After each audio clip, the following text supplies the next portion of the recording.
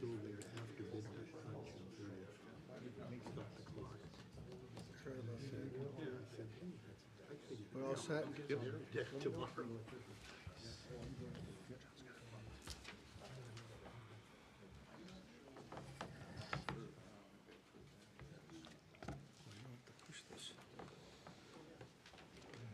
Good evening, everybody. We're starting a minute late tonight. I'll open up the City of Laconia Planning Board meeting for February 3rd at 6:31. And I'll ask for members in attendance. Roll call. Yes, Mr. Chair. In attendance this evening, we have Gail Ober, Dave Olette, Rich McNeil, Mike Coniff, Mike Dellavecchia, Chair Charlie St. Clair, Gary Dion, Jacob Roy, Amy Levisick, Planning Director Rob Mora, Assistant Planning Director Tyler Carmichael, Planner Technician Scott Pelchat. I'll be taking minutes this evening. Okay, so we got, you announced all the city staff? Yep. Okay, because I have a line here for that, so, all right. I'll look for an acceptance of the minutes from the previous meeting. Mr. Chair, I have reviewed the minutes that I asked to reflect the fact that I voted against a couple of proposals, and it's not reflected in the redraft. I don't understand why the nay votes cannot be recorded on this.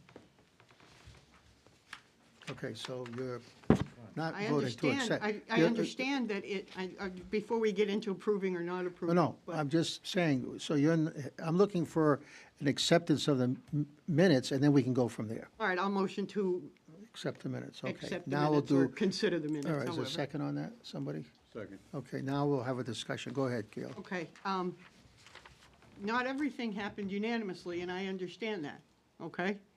But the people that, the vote should be recorded if it's not in a unanimous vote either way, as to who voted for it.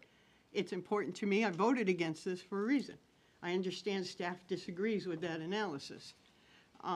It's not a crime. I mean, I've sat in an awful lot of meetings. I worked as a journalist for 25 years in 3 different states. We record the Okay, votes. so you're saying the staff's not in agreement with that? I don't understand I that was just either. what I was just told, because as I reviewed the minutes, I noticed that, once again, my dissenting vote on a couple of the projects from last month, Yeah. Well, month that's why we before, were do- not recorded. That's why we do a roll call, for that very reason, so that Wait, I that was is. recorded as here, Right, no, I'm that saying vote that. is not in the minutes. That's what I agree with you, Gail. I'm just Okay. saying, so I'm trying to, so is that something we can fix? Yes, we will email the minutes out to you, Gail. Can you please let us know? This is a public meeting, this is a public discussion about something that should be a public record, and that's it, I'm done. Okay, Okay. so is that something we need corrected? Or are you fine with I it? went back and corrected them after the last meeting. She has not reviewed. Okay, maybe I missed it and I missed something else, but They are in here, in this packet. The corrected minutes are in the Yes, packet? reflecting the votes from last meeting and the meeting prior. Okay, Okay, can you speak and right all into your mic, future so I meetings. can hear you better? Okay, all right, so they have been corrected, you just, I guess, okay, all right, I was reading them quickly and I didn't get to them before, and All I'm right, sorry. any other discussion on the minutes? Okay, we had a motion to approve, all in favor, raise your hands, please. Okay, that's one. Corrected? Yeah, any opposed? Okay, abstention, one abstention, okay, 2 abstentions on that. Thank you. Okay, Oh, Charlie, don't we have 2 sets of minutes? we do, I'm Yeah, gonna go to that that's what right I now. thought.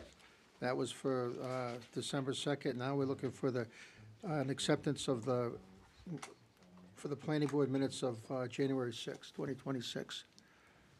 Look for a motion, somebody? Make a motion. Okay. Seconded by Gary. Any discussion? All in favor? Aye. Oh, for heaven's sakes. All right. That was unanimous. Thank you very much. Do we need to allow him to? Yep, if you want to see them, you can just state that you're going to see them as a full member. Consider yourself seated. Thank you. All right, so that's good. Jeez. Okay. So now we're going to number 6, continued applications of public hearings for formal consideration. This is 6-1 6.1 PB 2026-021, 604 Endicott Street North. This is the applicant proposed to amend their previous site plan approval to increase the size and capacity of the stormwater detention pond. And we're gonna, I think, just go right to the staff on this. Is that correct? Now, this is, we're only discussing drainage on this. Yes. So do you have any questions concerning the drainage? Well, I just think maybe we should just review what was up to that point, what's been done. So they submitted an updated drainage report, drainage analysis. It's your mic as much as you can, Rob, thank you. That's dated March 31st, 2023, revised January 13th, 2025. And if you review the drainage report, it shows a net decrease from the pre to the post-development flow. And they did it based off of our site plan regulations for the 24-hour storm event for the 2, 25, and 50-year storms. And their conclusion was the proposed development by the developer will not create any adverse effects downstream in storm water flow rates or quality. We've got our city attorney here. I see Attorney Tierney jumping out of his chair, so I just thought that the board might want to explain why it is only considering the drainage aspect of this, and perhaps you wanted me to explain why you're only considering the drainage aspects of this. Go ahead, Counselor. And that is because when this originally went to the Superior Court found that the only basis on which it remanded your decision on this application in the first place was because it did not understand how you reached your conclusion on the drainage issue. Now, the campground did appeal that decision to the Supreme Court on various grounds, but the currently pending decision only relates to drainage. And we had a mediation at the Supreme Court, and the only issues that are addressed in the settlement agreement really relate to drainage.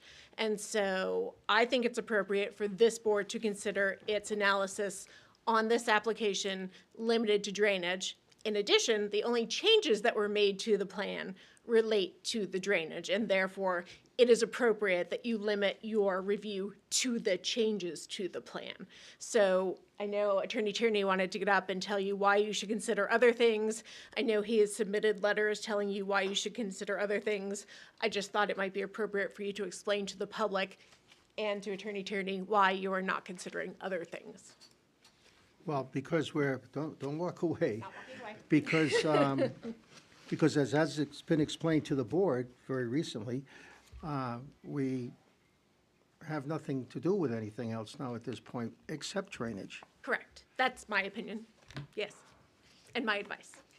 And that seemed to be what the court indicated by their decision that we were going to be dealing with. That was the issue on which the Superior Court remanded the case to you, yes. So therefore, that's already been discussed by the applicant and the abutter, the drainage. Yes.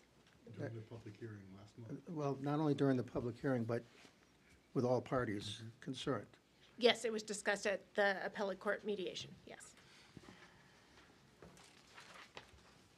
Okay, so we can't do a public hearing tonight anyway because it hasn't been posted, quite You- frankly. But if we did have a public hearing, it would only concern the drainage. You closed And the nothing public. else. Yes, you closed the public hearing at the last meeting, so if you were going to have a continued public hearing, you would need to renotice that for another night. Right. And if you were to reopen the public hearing, I would advise you to limit it to the issue of drainage, Because that's all we're, because that is Discussing. the only change to the plan and the only issue on which the Superior Court remanded it, yes. is everybody clear on that, on the board? Everybody goes along with that? Yes. Everybody goes along, you okay with it? Absolutely. Absolutely. Okay, thank you. Thank you. May I respond just No, what? no, because, Counsel, let me just explain.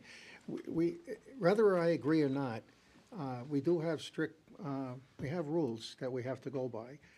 If we don't, then we open ourselves up to other situations. So I would suggest, we can't, I can't, you know, this is it, and, Respectfully, seeing as you took well, testimony from your no, city no, attorney, I think I no, do no, have no, a no, right no, to no, respond. Counselor, I will Counselor. sit down stating only that I believe the board is erring and not giving me an opportunity to respond. Okay, and I may or may not agree with you, but we have the rules, and you know you have other alternatives now at this point to proceed, but believe me, that's it. I will sit down Okay, and thank you. state that I think it is error that you're not allowing me to speak. I appreciate that. I appreciate that. Okay, any discussion now? We've got this plan before us. With the staff report. Now, go ahead, Tyler. All right, so for the staff report, we have, for the findings of fact, the application is complete and consistent with state and city land use regulations. The original site plan application was accepted as complete and conditionally approved by the planning board at its May 3rd, 2023 meeting. Pine Hollow Campground appealed the planning board's decision to the Belknap Superior Court. The court issued its ruling on November 20th, 2023, which affirmed the board's decision regarding application acceptance, parking, and traffic, but remanded it back to the board to clarify its findings regarding stormwater runoff mitigation. Following further appeal to the New Hampshire Supreme Court, a mediated settlement agreement was executed between Pine Hollow Campground and the applicant and the city on March 19th, 2024. The applicant submitted this site plan amendment in accordance with that agreement. The application, site plan, and stormwater management analysis report were reviewed by the Technical Review Committee at its November 18th, 2025 meeting. The TRC had no concerns regarding the application, amended plan, and stormwater management analysis report as it shows a net decrease from pre-development flow to post-development flow. In accordance with the Superior Court's ruling and the mediated settlement agreement, the Planning Board is only invoking its jurisdiction to review the amended site plan for the changes to the detention pond.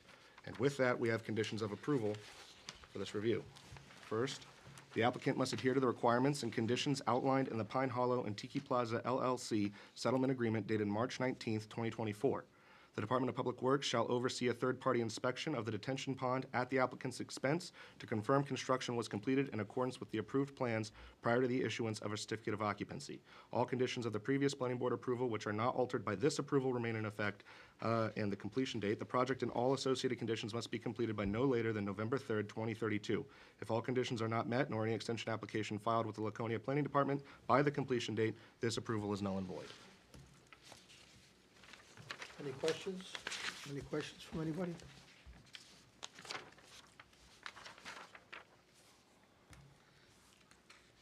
I'll look for a motion.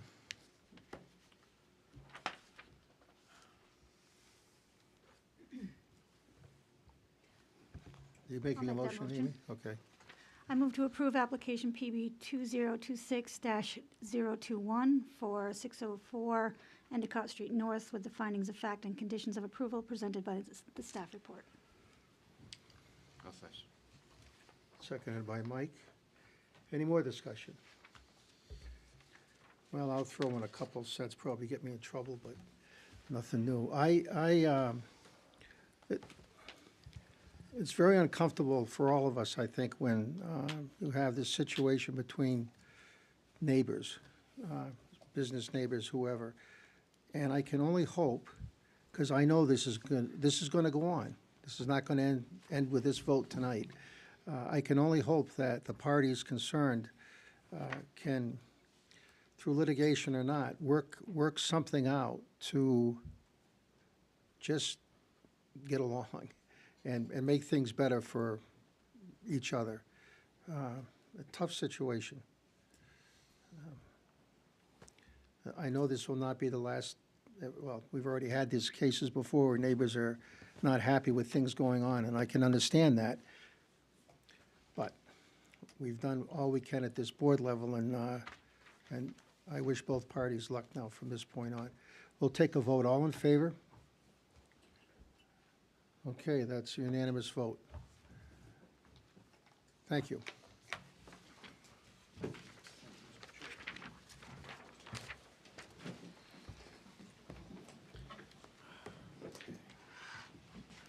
Okay, now we'll go to 7. This is a conceptual review and presentations. Oh.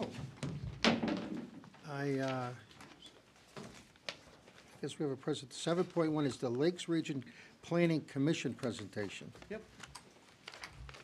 Are they going to just come right up? Yep, just invite her up to There's a familiar face. Welcome back. Hello, thank you. Very glad to be here, very glad to see some familiar faces. I'm Shanna Saunders with the Lakes Region Planning Commission. Just because there's some folks that I know don't know me, I was actually Laconia's planning director from '04 to '16, so it's kind of fun to be on this side of the podium this time. I then I went down and worked in the city of Somersworth and then the city of Rochester, and now I'm back in the Lakes Region. Very pleased to be back in the Lakes Region. Took over from Jeff Hayes at Lakes Region Planning Commission. Some of you will remember Kim and Coulette, who was there prior to Jeff Hayes. So I've been asked here today to talk about what the Lakes Region Planning Commission does. And we do a ton, and we have a lot of opportunity for Laconia to be involved. First, I just want to highlight, so you have the availability of having 3 commissioners. You have 2 right now. So Tyler, and we thank him for his service because not only does he serve as a commissioner, but he serves on the executive committee, so thank you for that, as well as the Transportation Advisory Committee. So thank you, Tyler. And then Richard McNeil is your other commissioner. And so your commissioners really are the conduit for information to this board and to the other land use boards. So if you do have follow-up questions, make sure you ask them. I'm also always available. Our website has all of the information I'm going to speak about today, so I didn't bring any handouts, so you can certainly find us there. So one of our biggest kind of areas of interest is transportation planning. We have a transportation advisory committee that does have a representative from all of our member towns, and I should say we have 31 member towns all around the Lakes region. We directly contract with DOT to help them with transportation planning. What this means is that if you guys have transportation projects and you're looking for funding or technical expertise on that, it needs to come through, or it's more efficient, I should say, if it comes through the Regional Planning Commission. You can, of course, go out to DOT and talk to them. They, in most cases, may actually refer you to us. There's usually lots of transportation funding opportunities. At the moment, the state transportation budget is a little bit in the red by several $1 million, and so funding is not so available for the next coming years. But typically, they have grant funding for what they call transportation alternatives, which are sidewalks and trails, CMAQ grants, which are congestion and mitigation, which are intersection improvements, basically, so lane widening, turning lanes, deceleration lanes, things like that. They have trail funding, they have Safe Routes to Schools funding, and then they have what they call the 10-year plan projects, which are really just kind of everything else transportation-wise on large state or larger scale roads that are going to take state involvement. But you do have to apply to that. It goes through review through the Regional Planning Commission, and you get voted on to the 10-year plan. And that process goes through Executive Council and actually gets signed by the governor. And so in order for Laconia to have their projects move and progress, that is part of what Lakes Region Planning Commission does. It's imperative that you continue to maintain that the folks on that Transportation Advisory Committee, those meetings, they meet about once a month. We've kind of taken this winter off a little bit, but it is very important. And then if you do have questions about problem intersections, large projects that are going to affect transportation, definitely talk to Tyler, definitely bring those to our attention, and we can always work with you guys in DOT to say, hey, how do we move this forward? What are different funding opportunities? Every once in a while, there's other pots of money for safety or for little niche projects and things like that. So that's kind of one of the biggest things that we do. Also, as part of that, we do have services to help communities with culvert review and road pavement characterization and assessment. That is under a different process through UNH, but if Laconia is interested, certainly let us know. We do, at the moment, have 9 communities in the queue for the culvert assessments. So we're booked several years out for that, but definitely be in touch if you're interested and we can get you some information. We don't provide engineering level review, but we do provide basically a level below that. So we'll identify them, we'll characterize them. You can then take that with the prioritization and pick your top level kind of problem culvert areas or stormwater areas and have your engineer review those. So you're not paying them to do all that kind of assessment work and characterization work and prioritization work. Moving on, our next kind of biggest work area are brownfields, and we really appreciate this city. They actually just wrote us a letter of support for our newest brownfields grant, which was due last week. Feels like forever ago, but it was just last week. And so Lakes Region Planning Commission, along with several of the other planning commissions across the state, go out to the EPA for brownfields funding. It's assessment funding for the most part. And so what this is funding that runs through us into our technical expert, which is usually an engineering firm. And we can come out to your community and work with the city. The city would be our #1 customer. You then may work with private property owners on derelict properties that either have contamination or may have the perception of having contamination.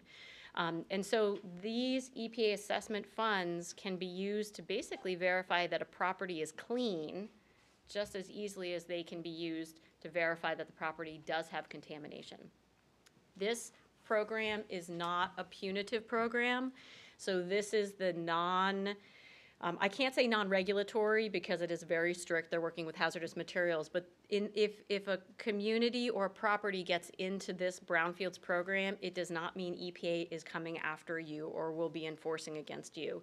What it does is allows the property to go through the correct process, the correct characterization of those hazardous materials to line it up for brownfields cleanup funding. If the community works with LRPC and works through the assessment funding, it's free. So that's free money to go in and, again, work with the city on properties to determine the contamination level. Oftentimes, the cleanup funding, there is some sort of match that's required from the property owner, but it would be much more reduced than if the property owner was to cut out the city, cut out Lakes Region Planning Commission, and worked solely on its own to clean up the property and get it redeveloped. The point of this is to get those derelict, underutilized properties back on the tax roll. And we have worked with Laconia in the past quite a bit. We've worked with other communities. One of the great things about the funding for now, too, is that the EPA recognizes that just assessing it, figuring out if it's contaminated, getting it cleaned up is not the end point. And so there's a lot of money right now for what's called reuse planning, which means that we would come out with a number of different consultants and work with the community on that particular property to talk about, okay, after it's cleaned up, then what? What are the opportunities for development projects to come in? What does the community want to see? It's basically like a charrette process, if you've done a Plan New Hampshire charrette or other charrette process. And again, if it's through our program, it's free. And we just did one in Tamworth. If you wanted to go on their website, you could take a look at, it was a property, an old sawmill property. We went out and assessed it. We did then a big community dinner at the property. It was the summer. It was a cookout type potluck where we had architects and engineers there talking about the constraints on the property. It's on the river. There's wetlands. There's unbuildable area. And then the opportunities. So what, from the architect's point of view, as people kind of talked about what they wanted to see, whether it was a new police station or some new trails or a new school, he was able to sketch this out. And it allowed the city to then have some sketches of, okay, this is what this property could be used for in the future if the town ever decided to put out an RFP for redevelopment of the property or something like that. So great program, money in the program for now, lots of money in the program. So, you know, we reach out all the time for potential properties and hopefully we can work with you guys moving forward. We also do solid waste planning, and I know that sounds kind of silly, but if you're in the budget process, then you know how much solid waste costs the community. It's one of the bigger costs of community budgeting.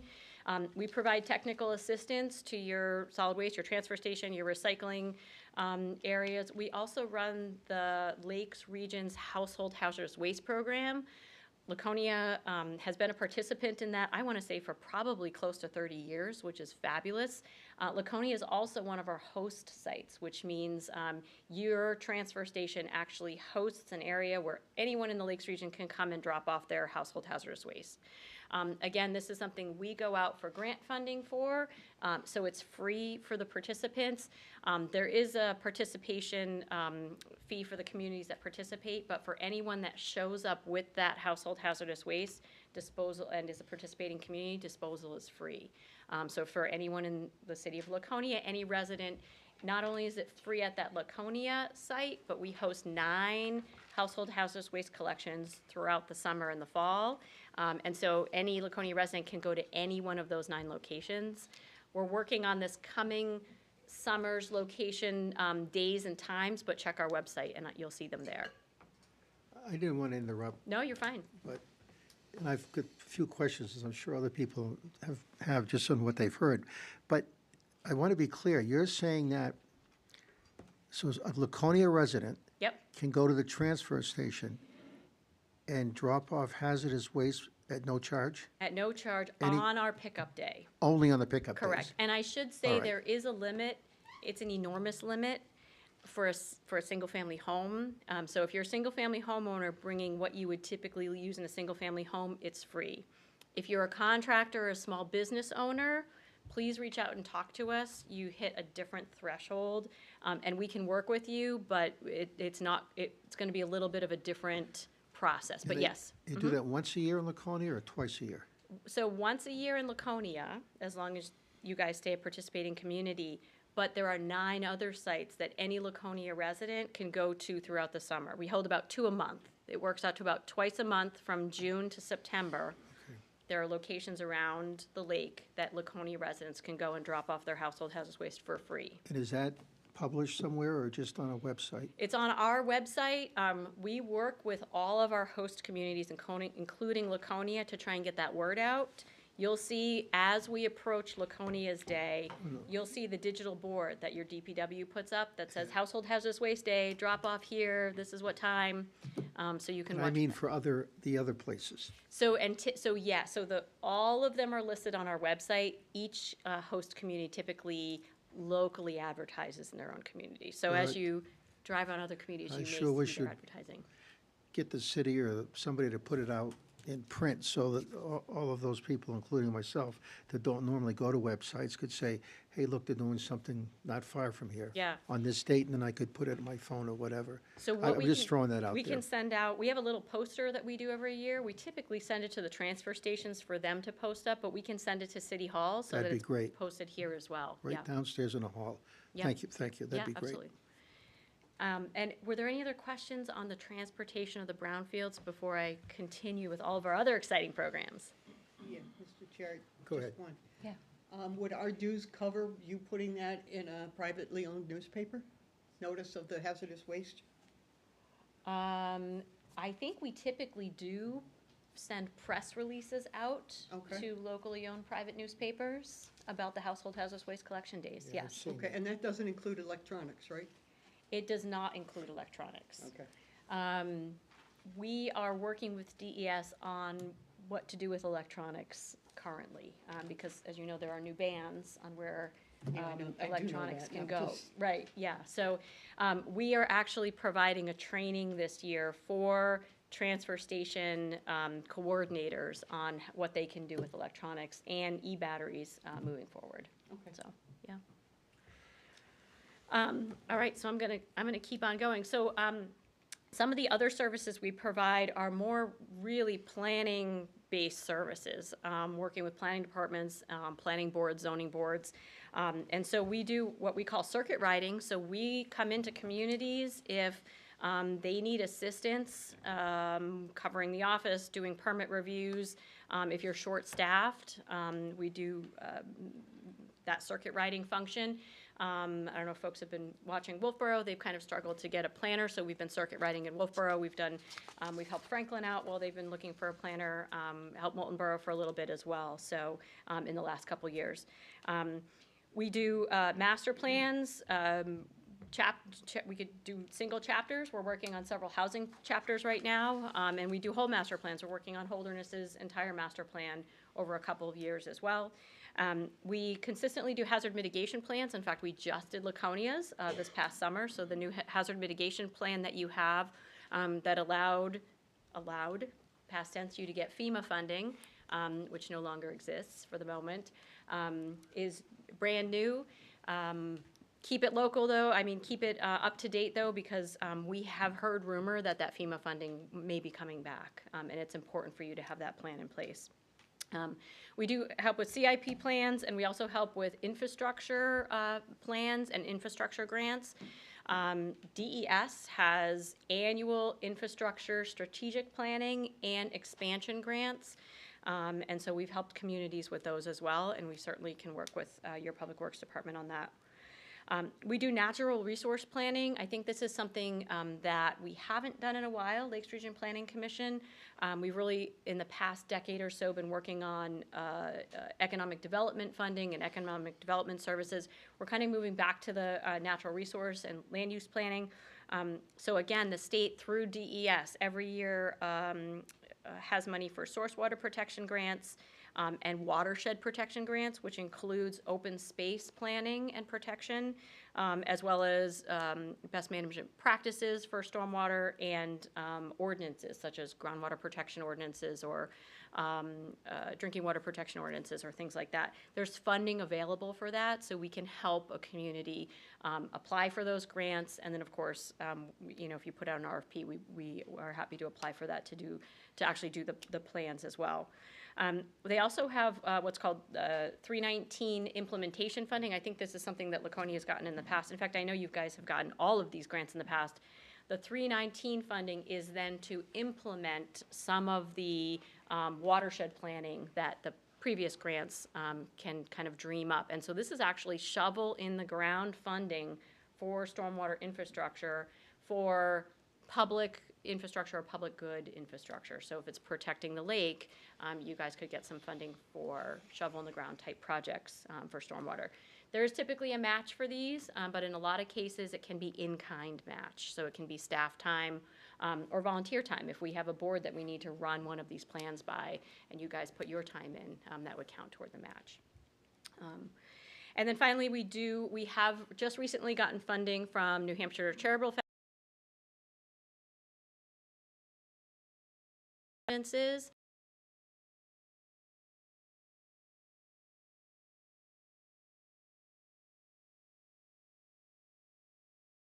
Ideas or anything like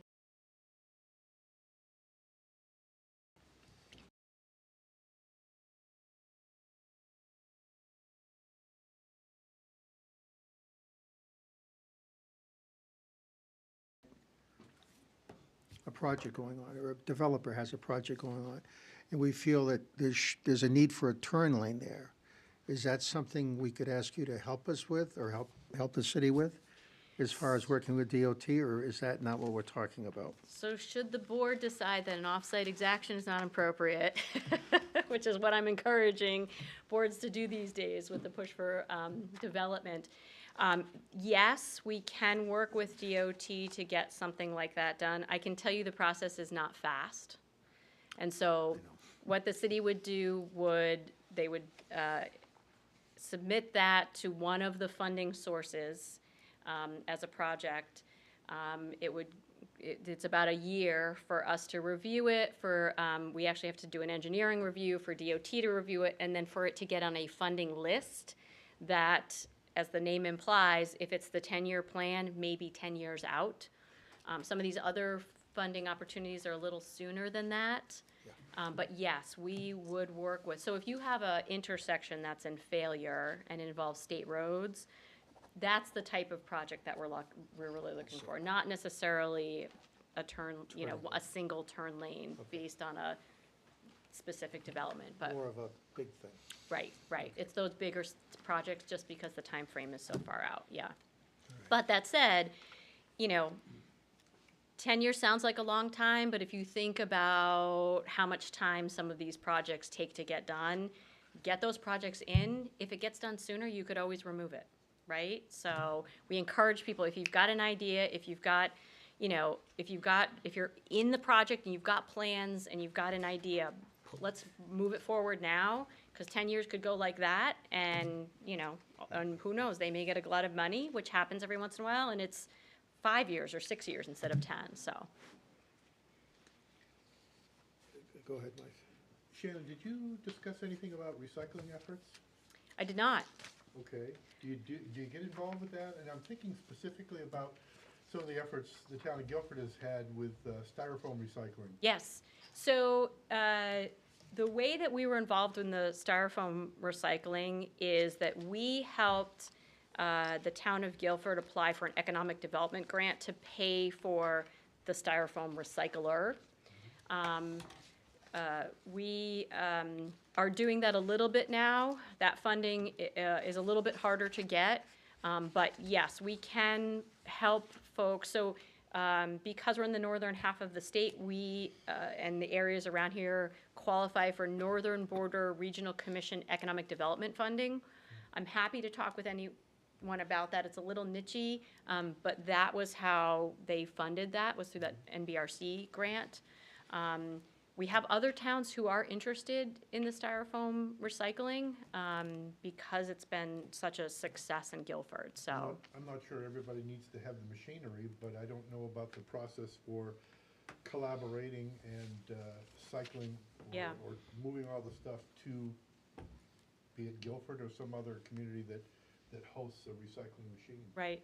I do know that Guilford is looking for kind of economies of scale, and they're looking for partner communities to work with them. So if Laconia is interested, I would encourage them to reach right out to Guilford. We are starting the conversation about boat plastic recycling for all the shrink wrap boats we see every winter. We've coordinated with a group down on the Cape, and we're going to be moving forward with that effort. But we don't really work with kind of the you know, the paper and cans type of recycling. There is a group, and I apologize, they just changed their name. It used to be Northeast Resource Recovery Association, NRRA. New Hampshire Recycles is what they just changed their name to. They're kind of the go-to entity that works with the paper and the cans type recycling. So if there were questions, we tend to refer people to them. I was thinking mostly about styrofoam, and Yep. since you brought it up, the shrink wrap. Yeah, the boat plastic, yeah. So all that shrink wrap goes right into the landfills Right now? into the landfill right now, every year, yep. Perfect, Yeah. perfect. So, Jeez. At one point in time, In the- I'm sorry, at one point in time, the former owner of Winnisquam Marine, and I think he may have sold or maybe expanded, used to do a program working with somebody that collected all the shrink wrap. I think it had to be clear. It had something to do with the Correct. color of the shrink wrap and how it recycles. I don't, to your knowledge, is he still doing that? I remember, I did a story on it. That's why Yeah. I know this. I did a whole series of interviews with him.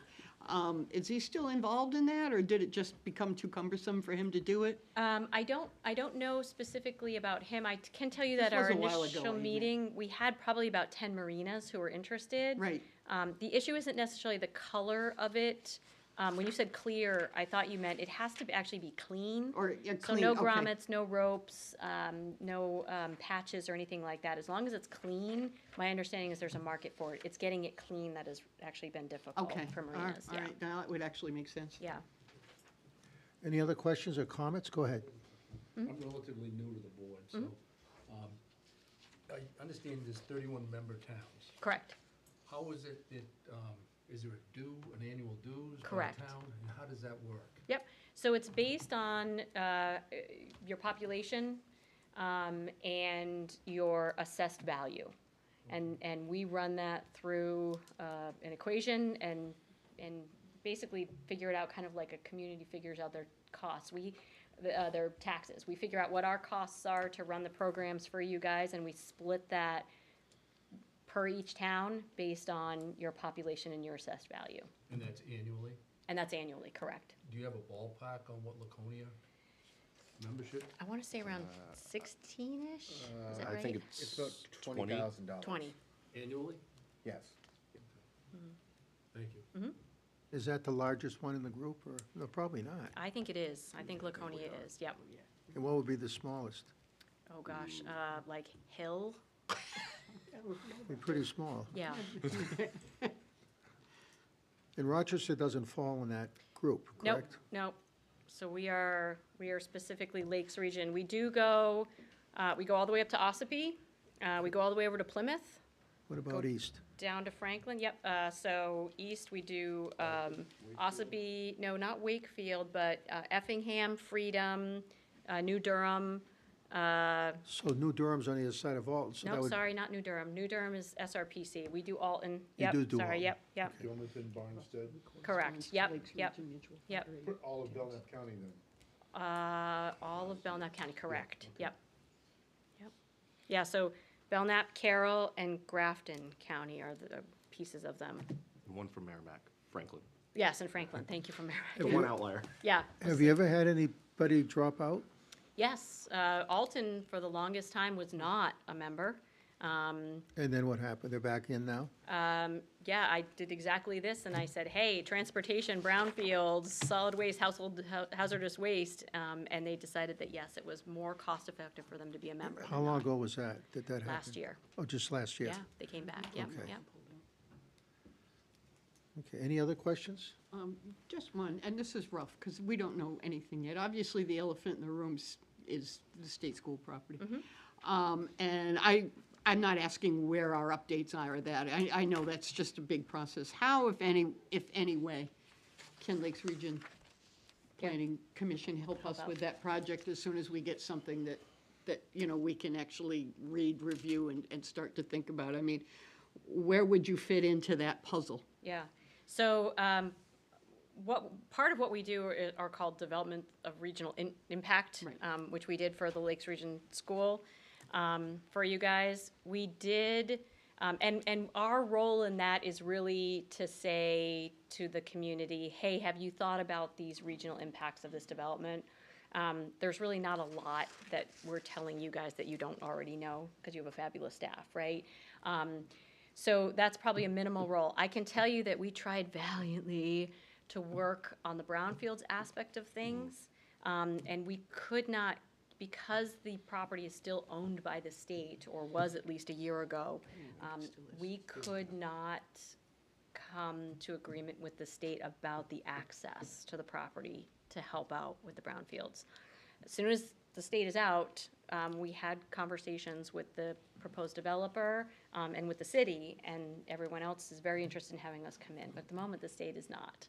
Well, And so, yeah, so we're kind of waiting, we're like, and would that include, like, helping facilitate, some of the people have mentioned there's a lot of bird and wildlife up there, natural resource evaluations and things like that, once the property changes hands? I understand that your hands are tied with the state, but just think, do you have other programs like that, other than Project of Regional Interest? yes, impact, so, yeah, absolutely. So again, that transportation funding, right? So we're gonna wanna work with you on getting projects into the 10-year plan associated with that, if, again, they're not offsite exactions.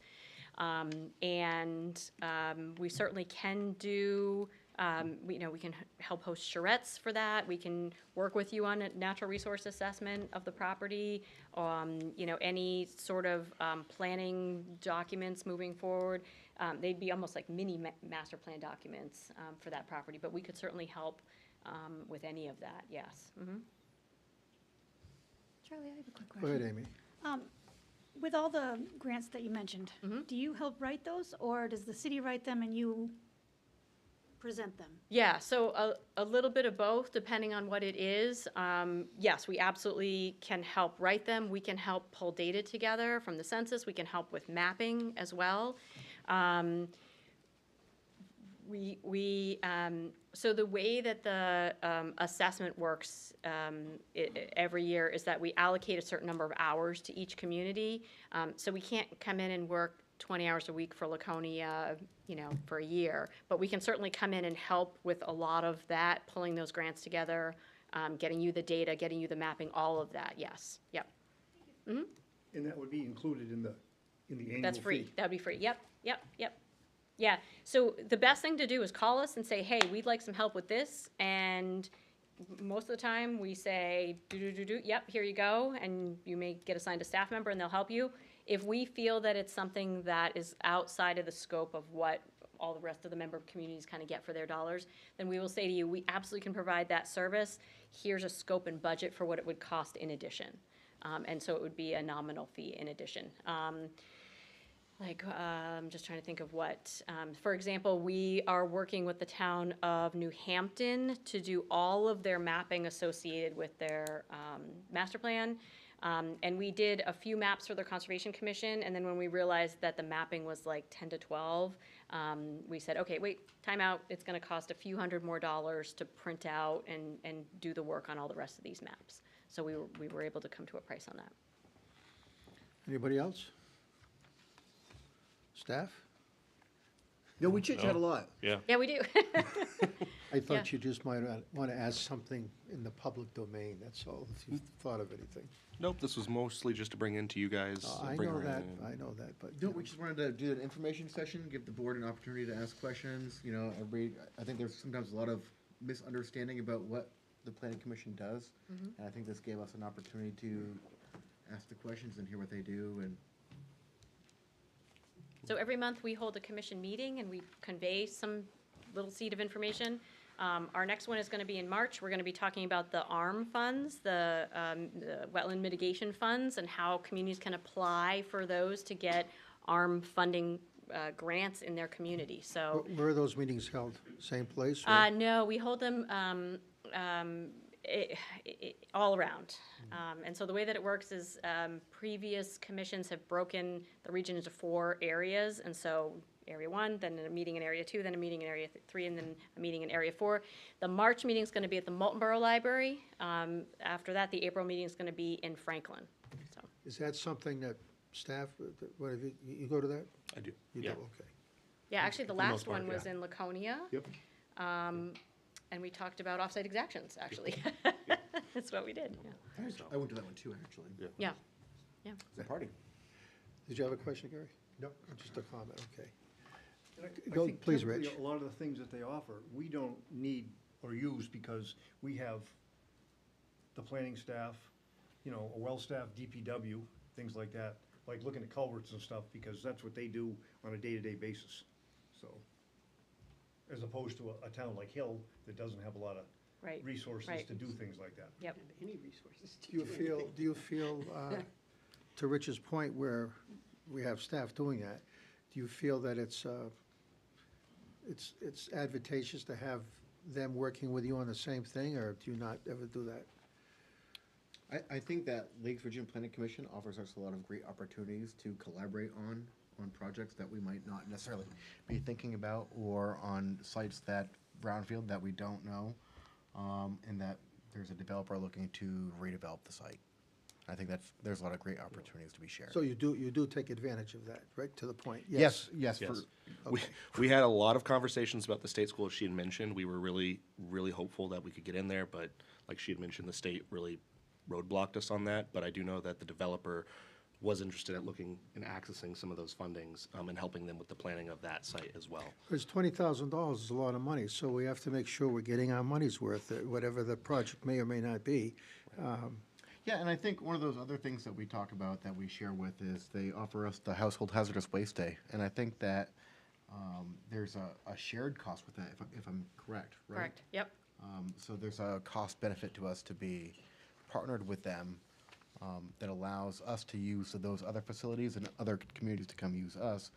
And we're sharing that cost with the commission as opposed to just bearing it on our own, because I think 31 there'd be a. towns, right. So there's an economies of scale there. Are those dues fixed, or do they fluctuate from year to year? So for the, and then I do want to respond to this gentleman as well. So for the household hazardous waste, the communities actually chip in and pay the actual disposal cost. And that is an equation based on number of households and population.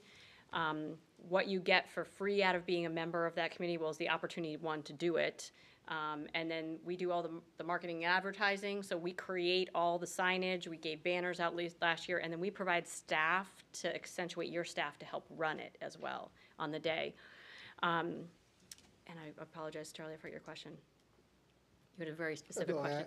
About the Oh, fluctuating. the funding. So we use a company right now, Tredebi, who's our disposal company. We're in year 3 of a 3-year contract.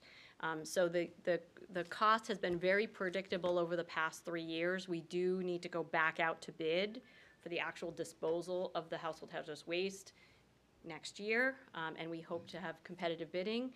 I can tell you that before that, costs fluctuated a lot. So before the current 3-year contract that we're in, costs were up a lot. And I know communities were complaining because it would change. I think one year it changed like upwards of 25% one year, which was a lot for communities. So we've been consistent for 3 or 4 years now, and we're hoping to maintain that. And then if I may just go back real quick, so you have fantastic staff that can do a lot of the a la carte services that we provide, but you really do need to be a member to participate in the brownfields and in the transportation funding and in the household hazardous waste.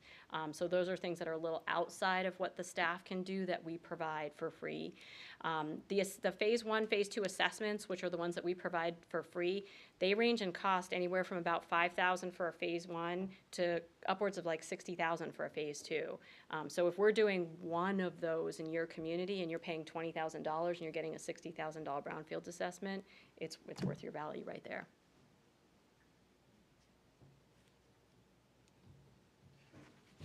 Any other questions?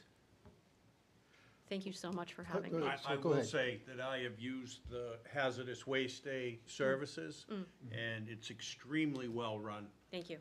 And it's actually at our DPW facility and not at our transfer station. Thank you. But there's lines of traffic, so it's well-used, so the utilization is there, and I find it extremely helpful, so. Great. It's a great service. Thank you. And I can't, that is such an important program in helping us make sure some of these items are properly disposed of, especially as the lake is our vital resource here of our economic engine. I mean, we're really doing ourselves a service by making sure we have that here in the city. Well, thank you very much. It has Absolutely. been indeed a pleasure. Anytime. Thank you so much. Okay, Good to thank see you. Thank you. Yeah. Okay, With that, Charlie, if you wouldn't mind, I know the 2 more conceptuals this evening. I would just like to hand out the criteria for performance zoning, so that way as these developers are giving their presentation, you can kind of look over what the zoning requirement is for them as part of their development, just so that helps drive any questions that you may have in regard to the impact of their development and things that you would like to see. I think that might be beneficial. Again, if you have any questions during their presentations, ask them, but I thought this would be, actually, Gary, it was his idea. But, So both of these conceptuals are in the performance zoning Yep. zones? Yep. Okay. And are there any changes to performance zoning ordinance coming down? I know at one point you were working on some. So, with starting our master plan, it's never really smart to start making changes to your zoning ordinance as you're starting a master plan. Because that master makes plan is sense. really supposed to be your guiding document. And in that guiding document, we've paid for an implementation chapter, and they're going to outline everything, all their findings of what changes we need to make in our zoning ordinance to reach our goals and objectives that are going to be identified during the process. So really leaving everything as it is, letting them complete this whole process, get all the public input, that's really the best course of action, and then making all those zoning changes at the end of the process to make sure that we're aligned with the new master plan is really the best method forward. but you never know. But you never know. That's best practices. If I have a boss and he can supersede me and say, "Hey, I'd rather you do this," and I say, "You're the boss." I only say that, Gail, because city council can, Oh, I know, no, I Maybe know make- that. maybe say, you know what, They we gotta- ultimately pass the we- ordinances. yeah, we may not want to wait for a master plan or whatever. And- Thank you. Okay, yeah. Okay, so we will now move on to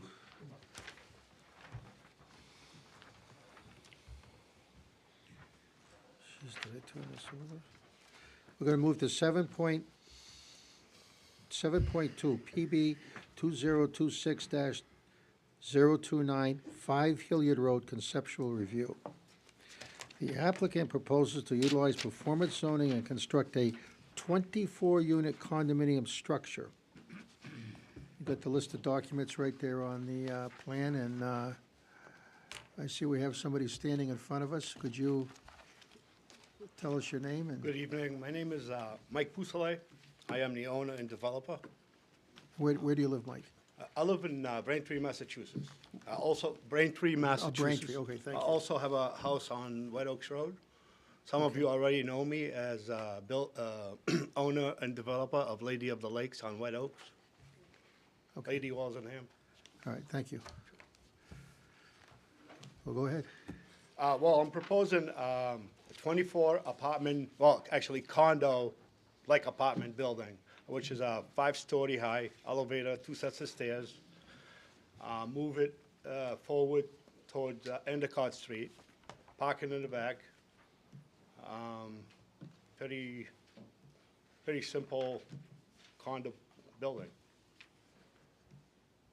That's it?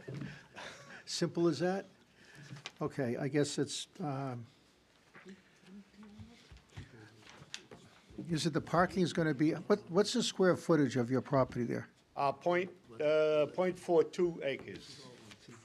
Point About, 4, about 35,000 square feet. so a little less than a half acre? Yes. Is that what I'm hearing? Yes. And the building, you're gonna have enough, so you're gonna push the building up towards Hilliard Road and have parking behind it? Well, the building gotta get pushed up towards Endicott Street, and the parking will become behind it. So the The building- entrance is off of Hillard, The entrance and exit will be on Hilliard Road? yes, And you're gonna push the building towards Route 3? yep. And the parking comes behind it. And how much space will there be between you and your abutters behind there, those buildings there, Well, Between the your- whole parking lot, the parking lot? So, never mind the parking lot for a second, Okay. because how have you figured out the footage between the side of your building Yep. and that property line behind you? from the building to the property line, not off the top of my head, but I think it's about 55 to 60 feet 55 to 60 feet, To the okay. back, to the back, yes. not to Endicott. No, How much No. distance to Endicott? probably about 25, 30 feet, Okay. which is, we're gonna have a bunch of, trees and shrubs. So you plan the building pretty much the front on Endicott Street? Yes. And behind it's the parking lot? Correct. And how many parking spaces do you envision? 26. Okay. So everybody's lucky to get one space and there might be 2 extra? Correct. Okay. The condo units you envision are what, 1, 2-bedroom, 2-bedroom? yes. 1,150 square feet, Okay. starter home. What's the footprint of the building probably gonna be? 60 by 115.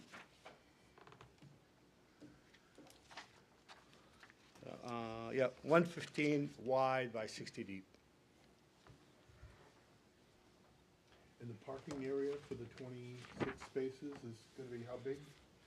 55 by 150 Will there be any green space at all? in the front, yes. And then the side towards Hillard. You've got a buffer to the north and a buffer to the west of the, or, Correct. What's the buffer between you and your neighbors? 10 feet, 10 feet? yes. Those pine trees that are there now, are they on your property or on their property? I believe they're on the neighbor's property. You believe? You Yes. pretty sure about that? Well, they're on the other side of the fence, There's a fence there? yes. Okay. Pretty good guess then. Say that- Oh. I'm sorry, Amy? It's a pretty good guess then. It's on the other side of the fence. You never know. Well, they You could never be, know, that's you true. know, do you have a survey? A No, I recent have survey? not, no. Okay, but you'll have to have one. of course. Okay. My engineer was here. so- Is there- That'll figure out where the fence Yes, is. yes. And when you have that driveway, where do you propose to put the water that's gonna wash off and flow off that driveway, since it's dirt now? Well, I guess that's a good question for the engineer.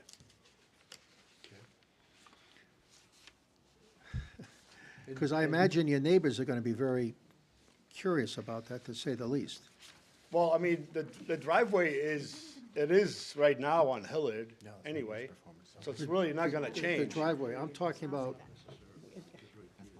okay, so you're saying the driveway that's there now, the parking area, that's gonna stay like it is now? Well, no, the building is gonna turn, it's gonna turn, and then the parking is gonna be in the back. Okay. But the driveway's not gonna really Because change. we just had a situation about drainage. Okay. And I sure don't want to see that again, because, Were you here earlier? Yes, yeah, okay, so, because if this is not done right, to the, not just the acceptance of the planning board, but your neighbors are so important.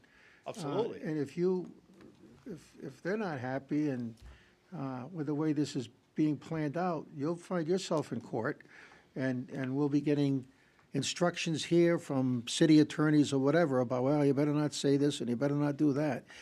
So rather than get into that situation, you're really, really gonna have to spend some time.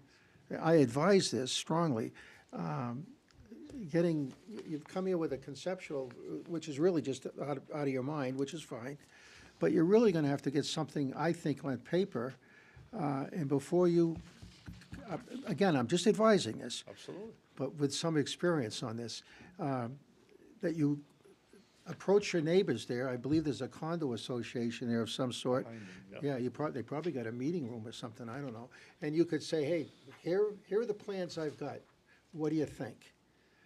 And then whatever suggestions they give, you know, you could say, take the easy road and try to work it out, or you could say, well, too bad, see you in court, whatever.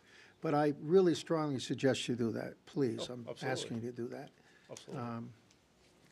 Go ahead, Gail. Quick question, do you have water and sewer there? Does it go down that far, or would you have to install that? No, they have water and They sewer. They do, It's right they up, do, yes. okay. I don't know, I didn't know how far It down. goes all the way Gilead it down went. by Front Spot. Do you have a question, Rich? You show snow storage here on the end. Yes. How wide is that? I can't read that little tiny print, that I think it's delineation. there. 60, it's 60 by 10. That's one snowstorm for a lot that big. And you're gonna be pushing against the neighbor's fence, or your fence. Or it could be piled up higher than the building. That's correct. You know, they'll just have to remove the snow and That, pick up that, truck. that's, in it. Do you plan on any buffer as far as plantings on that, around the parking lot?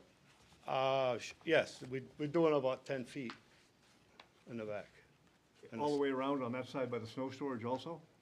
Well, no, not the snow, on the back. On the backside? Yes, yes. Okay.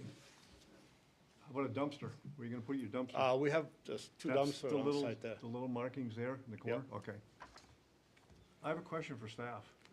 With an elevator, are they required to have a generator? For life safety? I think that'd be a code question. We can certainly find that out for you. But we can make a comment that that's one of the concerns you have, is looking I'm to see just, it, make sure. I'm not, I know Yeah. different cities that I've dealt with is, Yeah. they require, if you Yeah, have, I used to be up to speed on elevator code, and it's been a couple minutes since I've looked at that. it changes a lot. It does. I'll say too, that this is just a conceptual, this is just a conversation with the board. If It's he a gets very the tight- warm, yeah, It's a tight lot, so now you gotta think about, if you do need a generator, where you gonna put it? right. And that would be also reviewed too by the fire department, code department at TRC if he submits an actual application. But we will make a note that that is a concern. Charlie, if I may? Go ahead, Amy. So I personally have major concerns about the height, and I have major concerns about the number of people, or number of units going into this tiny little half-acre lot. I myself am not comfortable with this giant barn structure. I think it's too big. I think it's too much for that small area. I think it needs to be maybe 3 stories high. Just so it's not this monstrosity on the edge of our Route 3. I just think it's too big, Too big for that property. too big. Or you think it's just too dense, just too many apartments for Too- that particular lot? Too much. Yep, I feel the same way. There's very limited green space. yep, I don't, I understand you wanna get as much as you can out of it, but my concern is it's overbuilt. There's too much there. Well, Go ahead, Rich. and my concern is, with only 26 parking spots, if some people have more than one car, where are they gonna go? Cumberland Farms. Please tell Cumberland Farms I'm kidding, see, we're drinking their coffee. So, but that is an issue, because people will, Guaranteed, somebody. they're gonna look to find, perhaps the neighbors, they'll slide a car over there or something. So, without a doubt, that's an issue. You know this is to get Gary? feedback. Absolutely, yes. Okay. Yes, yes, yes. was this meant for workforce housing? I'm sorry? Was this meant for workforce housing? No, No, these No. are condos, right? Yeah. You'll be But it's selling the units. condos. You Yeah. can still have it workforce housing. Well, you I mean, can, I can, I you're- can be you're- workforce wait, and buy a condo. Amy, you're talking about affordable housing then? I'm talking workforce, Workforce. not, Well, Designated it- Workforce workforce as housing. defined by New Hampshire state law? Correct. No, this is not. No. And that's why I say, I want something affordable. bingo, but that's not- why I but say not- affordable. I So agree. what, and- what is Something that affordable? a fireman, a nurse could Well, afford. Well, I'm proposing 400,000 to 500,000. Right. You know, the more condensed I make it, the more smaller I make it, the more money it's gonna cost to the consumer. Right, so that knocks out the affordable, is what I'm trying to say. So, and again, I have a concern with the space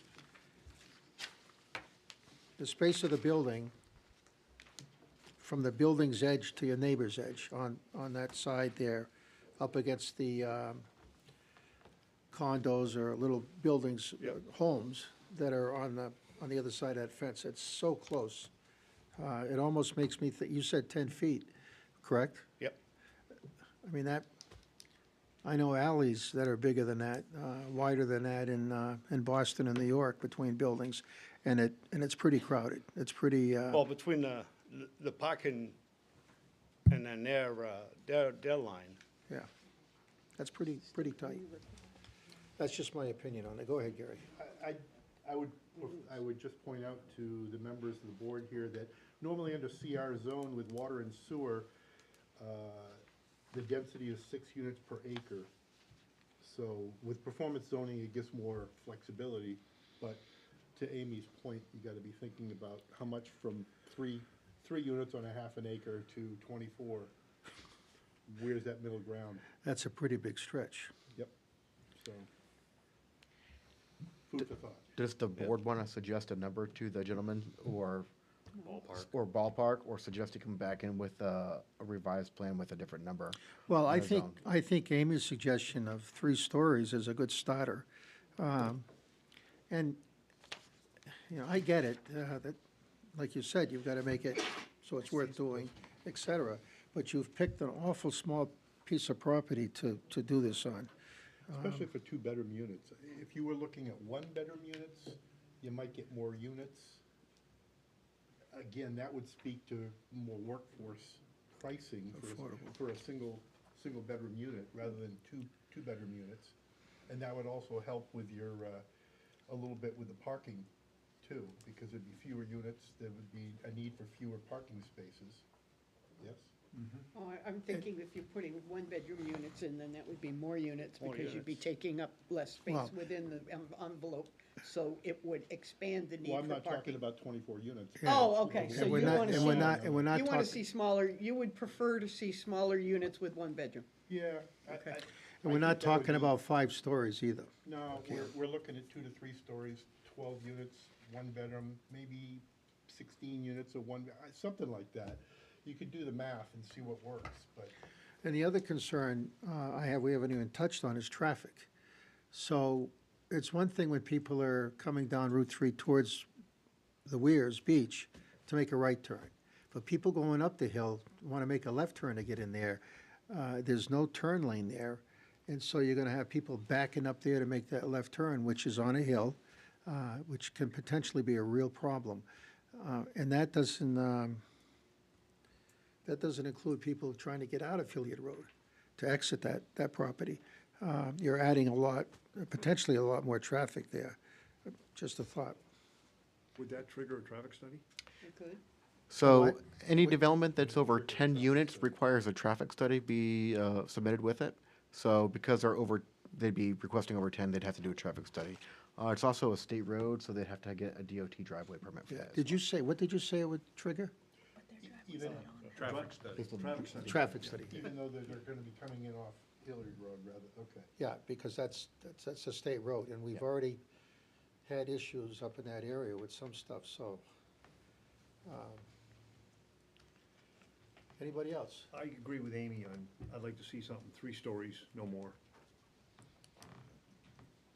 Well, I've certainly had members of the public reach out to me with their concerns. They're not able to talk tonight, but again, I'm going to strongly suggest that you reach out to the condo association next door, just to run stuff by them. I mean, you don't have to, but then you bear the potential issues of having a big crowd here on the night you do come forward and really making a lot of noise, which will undoubtedly potentially have influence on this board.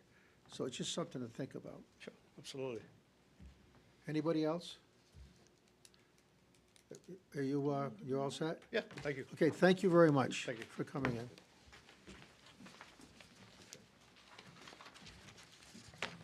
Oh, no, I got all messed up here. Can a resident speak? No, no public hearing on that. But I appreciate your, But you can, Oh. you said that they had sent correspondence. okay, so we're going to move on now to 7.3. This is another conceptual review. This is PB 2026-030, 59 Doe Avenue. And Mr. Chair, if you don't mind, can I just let the crowd know that because this is a conceptual, state law does not allow us to have a public hearing at a conceptual, but if you have questions or want to review either of the conceptuals or the documents, you can always come down to the planning department. We do have that information available to the public. So if you have questions, you can stop on down to the planning department. We will help you out with that. Thank you very much. Could I add to that? Additionally, if you have comments that you would like to provide in writing for when they submit a planning board application, you can also do that, and we will hold that with the property file. Thank you. We all set? No, I want to finish here. This is applicant, thank you, though. Applicant proposes to utilize performance zoning and construct a 40-unit residential development. Now you got it. Thank you. Thank you very much. My name is Darius Hassan. I'm with Brown Engineering. We're representing Kevin Lacasse in New England Family Housing, who's looking at this property, 59 Doe Avenue. Could you just tell us where you live? I live in Meredith. Okay, Yeah. and I live in New Hampton. thank you both. Thanks. So, again, he just introduced me. I'm Kevin Lacasse. I'm doing the development as well by High Octane and Fun Spot known as Stonewall Corners. And I'm going to let Diary kind of present, but I wanted to be here to answer any questions that I can. Aren't you a busy guy? Yeah, try to be. Jeez. And we brought printed handouts of everything we submitted, and I also brought a flash drive that has, so let me know what works best for you as Did we we get go. those handouts tonight? Yes, it should be in your In the packets. packets? Thank you. So this is a 2.9 acre site in the CR district, which is also within the performance overlay district.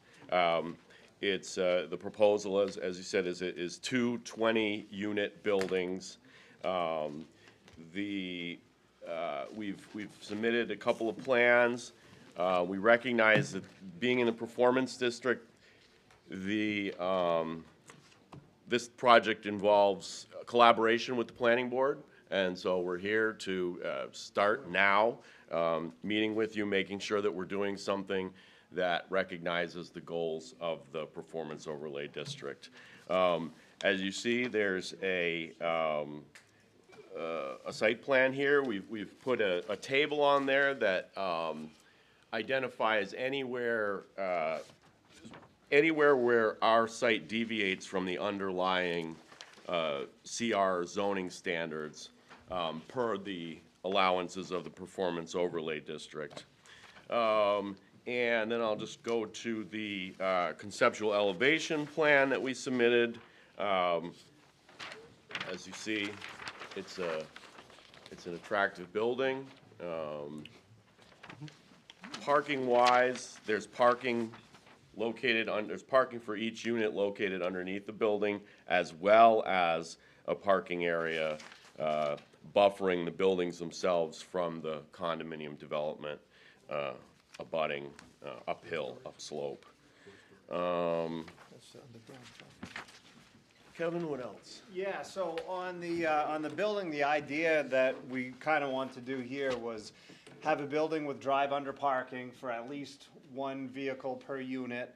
So you can get in an elevator, go up the stairs, so it's basically single-level living, knowing that, you know, some folks may not be able to do stairs due to age or whatever. We wanted to be able to build housing that was compatible to them. So, you know, in the wintertime, pull right into the basement underneath, get on an elevator, and boom, go right up to your unit.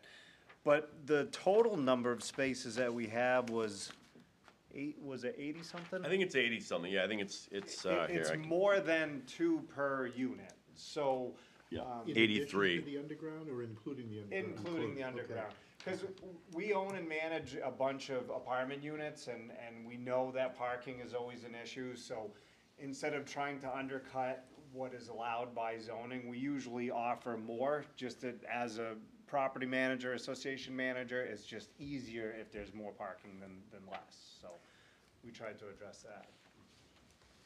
Do you want to finish up before I start peppering? Yeah, No, please- please. Unless, no, I think we're ready for questions, Yeah, right? no, Yeah. no. Is this the only thing on Doe Ave? No. Oh, no, there's residential property down the hill. Is this the old Witch's Brew? Yes. Okay, is, yeah. okay. And how big is that lot? 2.9 acres. 2.9 acres, and you want to put 40 units there on 4 stories? Yes. Okay. 'Cause I didn't get anything, I'm sorry. Now I forgot Here, the question. I was So what's the total height on this gonna be? It's right around 60 feet, 60 feet? 60 feet or less, yeah. Yep. Oh, I know. Yeah, that's what I was trying to get it online. Is your initial proposal that they were gonna be rental units, or are they gonna be condos right out of the gate? It would be product for sale right out of the gate, yeah. Okay, okay. Nobody does rentals anymore. I know. Well, he Not he true. We kept do talking do about some, property but not on management. this property. Well, he mentioned property management, so I wasn't sure if they were gonna be rental units. Okay. My concern, is a big concern, is the traffic. That's a small road up there. It's a terrible road. The road going up Doe Street, going up Doe Ave, Yeah, coming out onto Tower Street, making a right turn to go To Meredith? That's easy. to Route 3 and make a right turn or a left turn there, unless everybody decides to go through Cumberland Farms parking lot. Or when they go, if they go straight, to make a left there across from Hilliard Road, or a right turn there. I mean, we're not talking about a very but good there's traffic. more access out of there. There's down Tower Hill and onto Weirs God Boulevard. to forbid, get God out. forbid, because that, again, we're talking about a terrible infrastructure there, terrible infrastructure there. And you don't have to take my word for it, talk to some of the people who live up there on Doe Ave or on Tower Street. And we've already got a problem, although it's supposed to all go away when the construction is done, but with those buildings there on Endicott Street that are between Tower Hill and Endicott Street. Remember, the exits onto Tower Street were not supposed to be used, but they're using it now because construction is still going on. So we get a lot of complaints from people on Tower Hill. They may not complain always to the department, but we certainly hear them from our neighbors and citizens on the street. So I'm just saying that. And I guess with that, I mean, I'm not a traffic expert, you know, Dari's not, you know, that's what we would need to rely on as a traffic expert. to Yeah, be able to and determine that. again, you know, you say, well, you know, we're only doing 40 units, potentially, that's only 40 cars a day, or in or out, but the truth is, we're gonna be times when you're gonna have a lot of guests, and rightfully so. And they do that. I mean, we've done traffic studies for much larger projects than this, and you know, what people don't understand though with the residential versus like commercial, like a Dunkin' Donuts is equivalent in traffic to like 100 houses or something crazy like that. But they do take right. that into account. There's peak hours in the morning, there's peak hours in the afternoon, but it's nowhere near.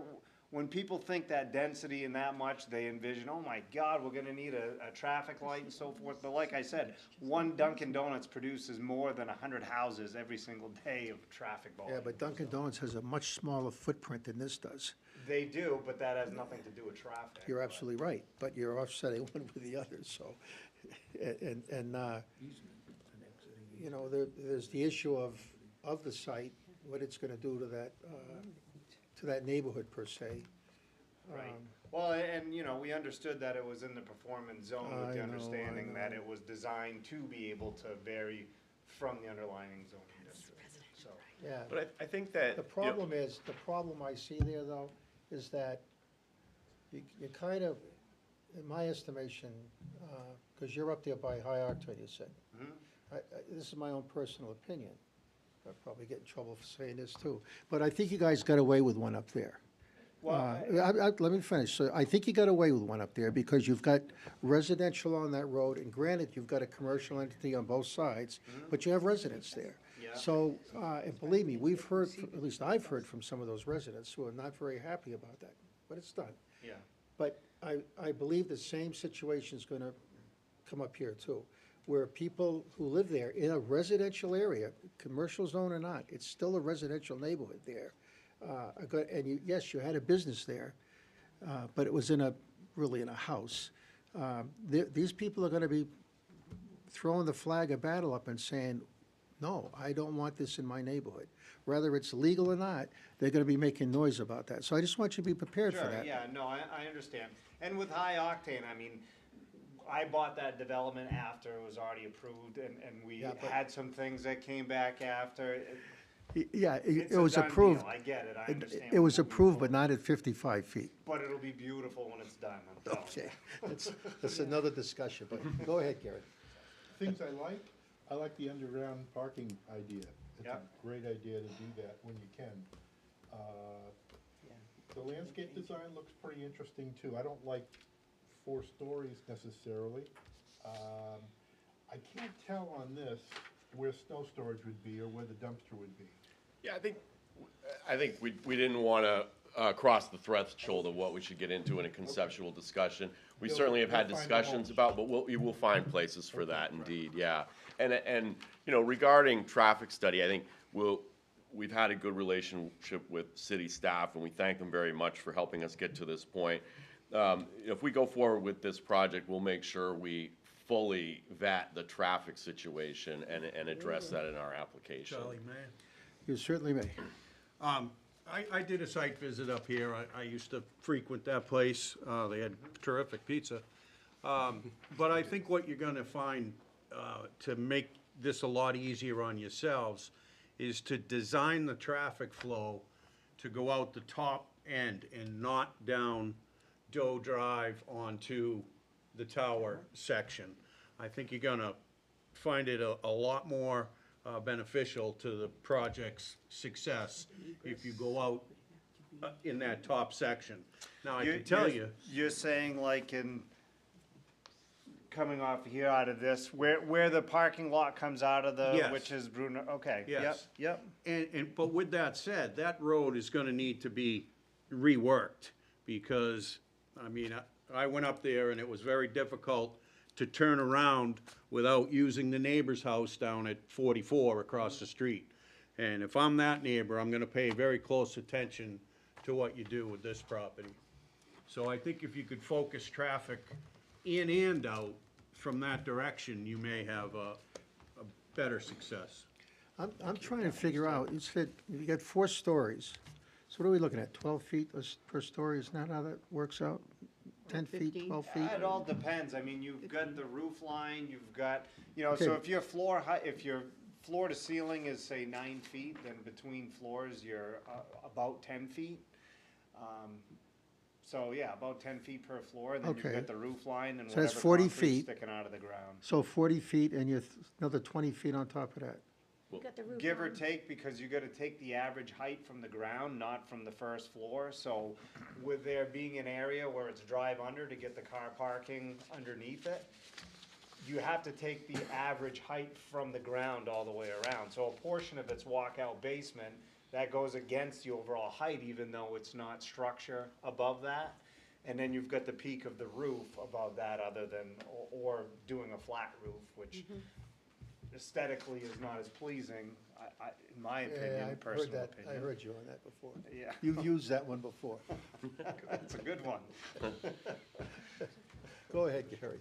It looks like the buildings are sited like on the slope, as I remember the There is a property. slope there. So Yep. you're talking about the walkout on the downhill side, so they'd be on the east side of the buildings? Right now, yes, I Okay. mean, as Dari mentioned, we haven't done any survey work there yet, we just kinda wanted to get out. We kinda, blocked some stuff out, we, did some stacking and blocking with our architect to see what a building could look like, what it could fit like, how we could capture and take advantage of the beautiful view that's, that site offers. Oh, yeah. I've been on that deck before. Yeah, it's great, oh, it's a beautiful spot, it's, On the west who side wouldn't of wanna your, take advantage on of the that? west side of your property, it looks like a driveway going in? This Yeah. on the back? That's not the road, is it? No, there's an access easement on that lot Yeah. for the. Where does lot that go behind to? it. I think just Isn't that Village of Winnipesaukee property? I believe it goes across their property onto that Or it abutters. goes beyond that? Yeah. It's further north? I don't know exactly where it terminates, but Okay. that's a access easement for the lot behind I them. started driving down it once, I said, I don't think I should. So you've got the current property has a driveway or parking area behind it. Yep. And then it's got one on the side. Yep. So how much will that parking area be increased? Not including the underground parking? As far as impermeable surfaces, is that what you're asking about? I think we have that on here where we varied from, I can't read that. Yeah, we're, I'm right, reading right. glasses. I mean, yeah, the underlying standard is 60% lot, green area, excuse me, so 40% lot. So we're at 58% green area, so right around the underlying standard. The CR zone requirement. Yeah, Yeah, yeah. it looks like it on the. I will just, again, give a note of caution that drainage Oh, is going to be a nightmare if you don't do it right. right, no, understood. Now, the buildings that are, again, I may get in trouble again here, but I don't care. The buildings that are still being constructed between Endicott Street and Tower Street are, at least in the minds of the property owners below them, causing a nightmare with water. So they're constantly on the warpath about that. Yeah, And if you were here earlier, for our first go-around, you can see where the issues are with those property owners in drainage. And you're on a very steep hill there. Yeah, no, I get what you're saying. I cannot speak for other developers. I am not that other developer, but I am aware of, the DES requirements and the SWIP reports and the, weekly inspections of the property to make sure there's no runoff, and we handle things quite differently. Well, I hope so, because some of you may remember the tremendous flood that happened a dozen years ago or so, from a thunderstorm. Aqua Vista? And no, this was the water that came Oh, the rushing one- down Tower Street. Oh, that It blew washed out, that blew washed. out the boardwalk. Yeah, that blew out the and boardwalk. including Lakeside Avenue, put a big gully in. And when they talk about 100-year storms, baloney, they're happening almost every other year now. So, that's something, again, I can't stress enough, and I will pass it on to our staff over here, because I know they're being, watching that. Go ahead, Gail. One question, you've got an easement marked here, is that just a driveway easement? Well, I've got a couple of short questions. Sure. Over here, I can barely see it either, so. We do Yeah. have them digitally, so we can share. Actually, I think we may have. And- Did we? Yeah. Yes. Yeah. And I like the buffering. I'm not necessarily opposed to this. I think it's a little, no, I mean, you know, hey, I can say what I want. I'll know that. That's an understatement. It is an understatement, but, you know, city council can move me from this board if they don't like it. Is this buffering already there? Or is that There- something you're gonna plant? Because that matters. It's a mix. So there's Okay. some buffering that is there, you know, to the, what would it be, the east side, right? Yeah. It does drop down and there's some retainage walls there and so forth, and beyond that is green space that goes, you know, all the way down to the abutting property, you know, below it. So the answer is, it would be both. We would add some, and some of it is just naturally occurring that will not be disturbed. If I could interject on her comment about the buffering, Yeah. if you could save as many mature trees. Yes. That would be cool. Yeah, because that's gonna help your runoff, New too. new plantings Yeah. take a long time to be as good as a 30 or 40-year-old tree, so, Right. yeah, go ahead. Sorry. Well, and, well, that's what I was gonna ask. Now, you've also mentioned, as you're probably aware, the state law changed in terms of parking requirements. Which And since you're reduced gonna the- put at least one space underneath each building. Yeah, Yeah, so the state law, you're saying backed off the parking They requirement? did, they want one space per residential unit. But they already said they were gonna Yes. aim for 2. I understand that, but I'm saying maybe we could have less surface parking. The less surface parking you have on top of a hill is, the better the runoff situation is going to be. That's only my suggestion if I was Yeah. going to tell you. I'm not necessarily opposed to this. I like the location, I like the view. I like the way you've got it buffered, I like the way it's laid out. I would like to see less surface parking. Okay. Because, A, you don't need it by law, and, you know, let the residents fight it out, I'm sorry, you know, that's their problem. No, I understood. live in an If apartment we- building with tight parking, we fight it out every week, Well, so, you know. that may well be a fight they have, but a lot of times when they have guests and stuff like that, they won't fight it out, they're just gonna park somewhere else. Yeah, I think I might be against that one as well. I think they should keep whatever parking they can get. I understand what you're saying. Because one with and a the half runoff, was the but I state think law they need the before, so parking. if they took half of the outside parking off, they'd still be within the old law. That would be plenty of parking, and it would be less pavement to run, Right. to run off. Or you yeah, could right. use a better kind of pavement, I think impervious. we'll be There's- able to satisfy both, though. Okay. With the new drainage, you know, ideas that the brilliant engineers come up with, we'll be able to re-infiltrate a lot of the water back on site, even if it's captured from the roadway and roofways, they're able to re-infiltrate it as opposed to having it run off the site. Yeah, but I do think drainage is gonna be your biggest challenge up here. Yeah. I really do. I see that. Okay, Amy? You were gonna No, say- I think I couldn't got it. understand the thing you said because you were Sorry. talking over each other, so. I disagree. I think we should keep as many parking spaces as we can for their guests and their residents. Okay, thank you. I like the plan. All right, Gary? Rich. I'm sorry, Rich, I'm looking right at you. Rich, Gary? Have That's you my ever brother designed a Rich. building with an entrance in the underground garage? In a We- driveway like that?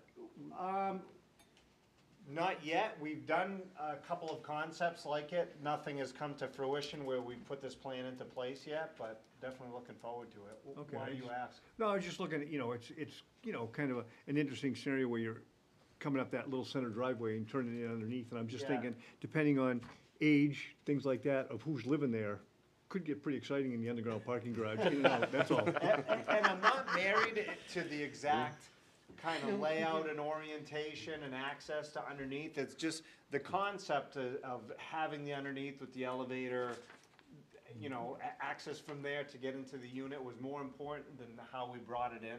So like I said, all the grading's not done yet, so some of that might change a little bit.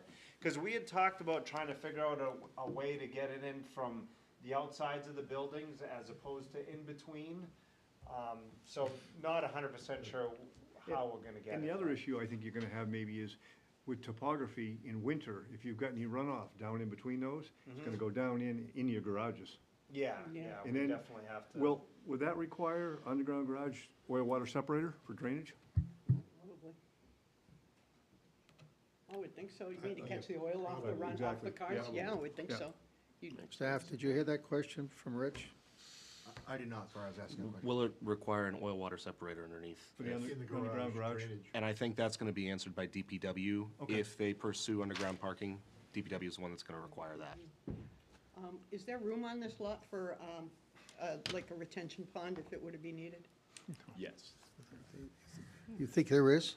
Yeah, we're at, I mean, like you said, we're at, about 40% lot coverage, and, any of that green space you see could potentially be excavated to provide retention or detention. I just want to add to the board How, that, yeah. How old is the house that's there now? We had looked at that, it's old, How old? 1900s, early 1900s is my So guess. that'll have to go through the historical board. Understood, yes. Yes. We wanted to go through this board first, and speak to you folks, and then knowing that our next stop would be to that commission. Well, I'm not speaking for myself a little bit, but not entirely. There are a lot of people unhappy, residents up there, and not just that live at the Weirs with this type of concept. The building looks nice, but is that what we're becoming an area of, or big buildings like this? And I understand if you're a developer, you gotta make it big like this, or what's the point? But just be advised that not everybody is thrilled. Yeah, no, Because it's I changing the whole look of why people come to Weirs Beach or to this area. Because they like what we have here, but I think we're fast losing it. And I understand that's the way development goes, and that's the cost we have. But I just want you to be advised of that, that's all. Yeah, I understand, you know, I mean, when there was nothing but tents and log cabins, I'm sure they were thinking the same way about what it is right Well. now, so I mean, it, you know. I don't think that's a great comparison, No, quite maybe frankly. not, but it, You know, I look at Alton Bay, and when you take Route 11, and you're going into Alton Bay from Laconia, and you go along the water, and you look across the water, and you see what you see. You don't see this type of building. My guess is if they were able to build buildings like that, they would fill up, and people would buy them because of the view Yeah. of the bay. Now, I don't know what Alton Bay's zoning is or anything like that. Maybe they can build there, maybe they can't. But I'm just saying that what we're doing here in Laconia with performance zoning or whatever is not necessarily what's going on everywhere. no, I understood. And I think that's cause for concern for a lot of our residents, who we technically are supposed to be representing here. So I just wanted to get that out there to you, to be thinking about that too. If I may, I know you're not accepting comments from the general public, but if anyone does have questions for us, we're happy to stick around after or meet with people out in the lobby and talk to folks. Is that legal? I'm kidding. I'm kidding. This building is so high with the view and everything. Are you gonna put an observation deck on top of the roof? I'm serious. You know, I hadn't thought about that, but that's not a horrible idea, that's actually a really good idea. Well, you could charge for the public to go up, or somebody could. A restaurant. Are you familiar with the history of that hill and what was there as a tower once? No? I would suggest you dig into the history of that location, Why because it's called Tower Hill? there was a tower on the top of that, Observation tower. that went straight up, and how many feet was that? 80 feet, something like, it was huge. Really, that And- served as a fire tower, is that the purpose of it? No, it was strictly a tower there for the view, and people climbed up that, and they paid it. Well, pictures were taken from. That's No correct. kidding. All right. So I would look at that, and maybe you can incorporate that into this building if you go forward, something I along will those look lines. into that, yeah. Because, Huh, Yeah. when did they take that down? oh, gosh, I don't know, in the early 1900s, I believe. Oh, it was up that long? Yeah. Oh, no kidding. Yeah. Charlie, you just started elementary school? Actually, I was in high school What's then. that, Gary? Listen, I wish I was around They back probably then. took it down to build a farmhouse. You guys are so worried about age. I kind of enjoy it. So, yeah. I will look into that, that's interesting, I didn't know that. Well, again, it's, Yeah. Yeah, what he's saying is you will need to go to, we have a demolition commission, Oh, I- commission or Understood, something. yeah. You gotta go to that. I just, We're aware of that. you know, I just, you look around at all the big developments here. I see one of our city councilors from that ward up there is leaving now. You might want to bend his ear too, or vice versa. But we're certainly seeing more and more of this type of construction. So I cringe, no offense, everybody, but I cringe when people say, I like the looks of this. Well, we're seeing this everywhere now. And maybe, Would you feel better if it was Victorian style?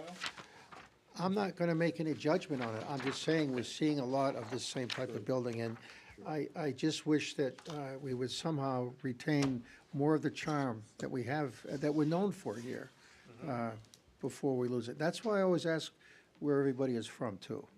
Because it gives us an idea of, are we dealing with somebody, not a bad thing, but a developer that's up here from far away, who's coming in, doing their thing, and then they're gone. So I grew up in Berlin, New Hampshire. That's where I was born and raised till my father lost his job at the mill. And then, I moved down this way and I've lived here ever since. So since 1999, I've lived either in Laconia, Ashland, or New Hampton. So Okay. I don't plan on Well, going there's anywhere. something to be said for that, so thank you. Oh, thank you. Okay, do you have a question? Can I offer a comment about parking? Well, yeah, just drag that mic over to you, thank you. I think the underground parking is really appealing, and I think it's gonna draw the type of person who's gonna pay a lot of money for these condos. But it's really expensive, and sometimes it's the first thing that falls away as costs go up, and that's a worry to me, because then that's gonna lead to a much greater amount of impermeable on the plot, and you're already a little out.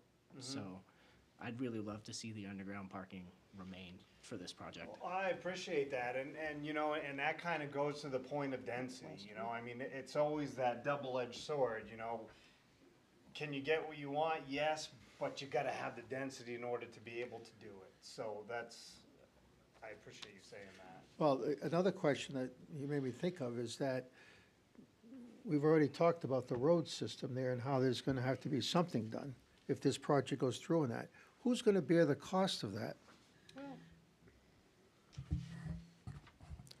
The developer.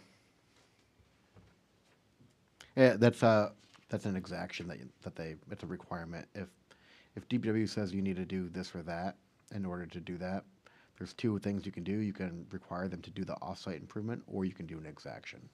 One or the other? Yep.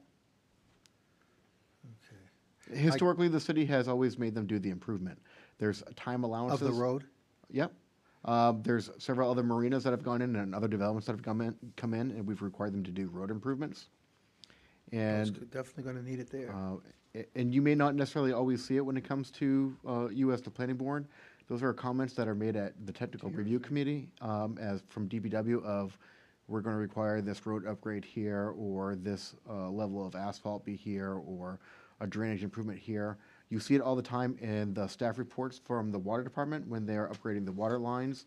For example, Mile Hill Road, they're required to put in, I think, a few hundred feet of water main. Another example of that is Langley Cove, when they're required to put in the 1,200 feet of water main there. That's an off-site exaction. These are requirements that they have to pay for to suit the demand of their development. So those are conditions of approval. They may not be always apparent or visual to the abutters or from the residents, but those are conditions that are outlined from the technical review committee. Okay, and with that being said, I also encourage you to make sure you have room for a sidewalk. I'm serious, in front of your property there, even though there's not one going down the road.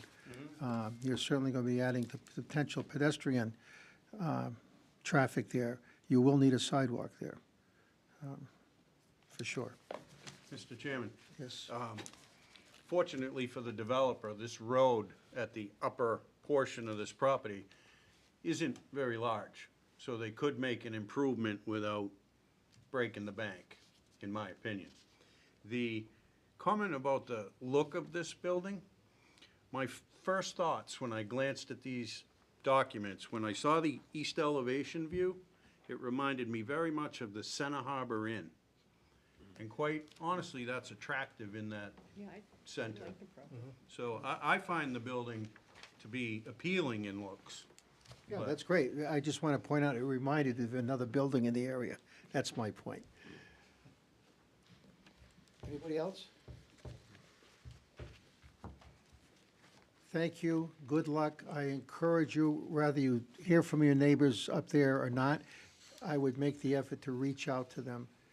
Whether it's a meeting at the Weirs Beach Community Center or someplace like this. And I would encourage you to do it as late in the next couple months as you can, when more people are back from their lucky winter residence. And I'm serious about that. I would put a public notice, do something, let people know, so that they can come and Yeah, no, talk to you. I appreciate, I'm all about public outreach and have certainly done that in other communities on other projects, so. happy And to make do sure that city councilor back there and this city councilor here are both appraised of that, so that they can be there too. that. Sure, okay. All right. Well, thank you for your feedback and your time. Much appreciated. Thank you both very much. Thank you. And I thank the board for that very spirited conversation. It was good. Everybody got their points out, and that's what it's about, so.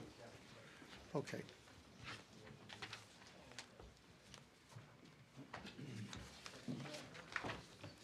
So now we're going to number 8. This is new applications and public hearings for formal consideration. So 8.1 is the subdivision regulations amended, site security and third-party review. You want to go for it? If you want to do it, you wrote it. Okay. So, really, this is kind of the beginning of a much larger topic of conversation. As you all know, we've recently hired a new project manager, and him and I have been meeting regularly to review our current site plan and subdivision regulations. I believe our subdivision regulations were last updated in 2015, and our site plan regulations were last updated in 2009. So they're a bit outdated. With that, we're kind of kicking off this new internal project of updating those and then bringing it to you as a kind of like a final product with all these changes to modernize our regulations and incorporate a lot of changes that have occurred in state law over the years. So we are working on that. With that said, the two items we're bringing before you today are something that kind of needs to be fixed right now when it comes to our internal process of how we're dealing with escrow when it comes to site security and third-party review. So we're proposing to update both the subdivision and site plan regulations, and oddly enough, they don't even match each other today. Our current ones don't even look a lot alike. They say totally different things about the subject. So this is to bring them in line with each other, but it's also to basically outline what the process is going to be and have the planning board approve that, yes, this is how we're going to be handling site security and the escrow for that. We also have to make sure that for site security specifically, that we offer at least two options. One is performance bond, and the other is cash and escrow. And so that meets the legal requirement as far as the state law is concerned. We've also been working on the process internally as well, as far as what kind of agreement we're going to use, because the current escrow agreement is not really that great. It's actually one page, and so I've gone through and drafted a whole new escrow agreement that's significantly increased from one page to, I think, 4, which covers all the details that need to be covered. And legal has reviewed that. They only had 1 or 2 changes. I've incorporated those changes. But that would be an agreement between city staff and the developer of, we're going to take your money and hold it into escrow, and it outlines that process, and at which point we can use the money. So if they don't, let's say that, they start building the project, they don't finish, and DPW or the water department needs to go in and fix something or do something on the lot to make it stable for the rest of the surrounding properties, we can then use that escrow money to make those fixes, or the performance bond, either way. So the language that we're proposing is, like I said, to basically outline the new process and kind of tie it together between both site plan and subdivision regulations. And I'll just give you some background for this. So I started as the director 2 years ago this month, actually, and we've been working on this escrow report that we get every month from finance. It is exceptionally long, and there are items on there that we've been holding in escrow for 30 years. Really? And the reality is, if you accept, and it's highlighted in here, and I even highlighted it when I was talking about off-site exactions, there's no section in the site plan subdivision regulations that discusses off-site exactions. And there's a legal requirement that if you accept an off-site money in lieu of for improvements, that you are required to return the money to them after 6 years. And we have been holding people's money for 30 years. Have those people ever reached out to you and said, hey, by the way, not for nothing? No, and that's part of the problem as well. And then the other part of that is some of these people have passed away.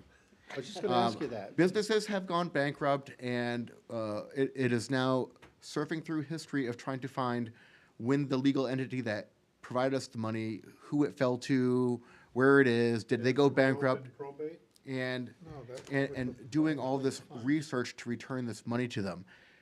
This explains that in black and white of, hey, you need to return this money after 6 years.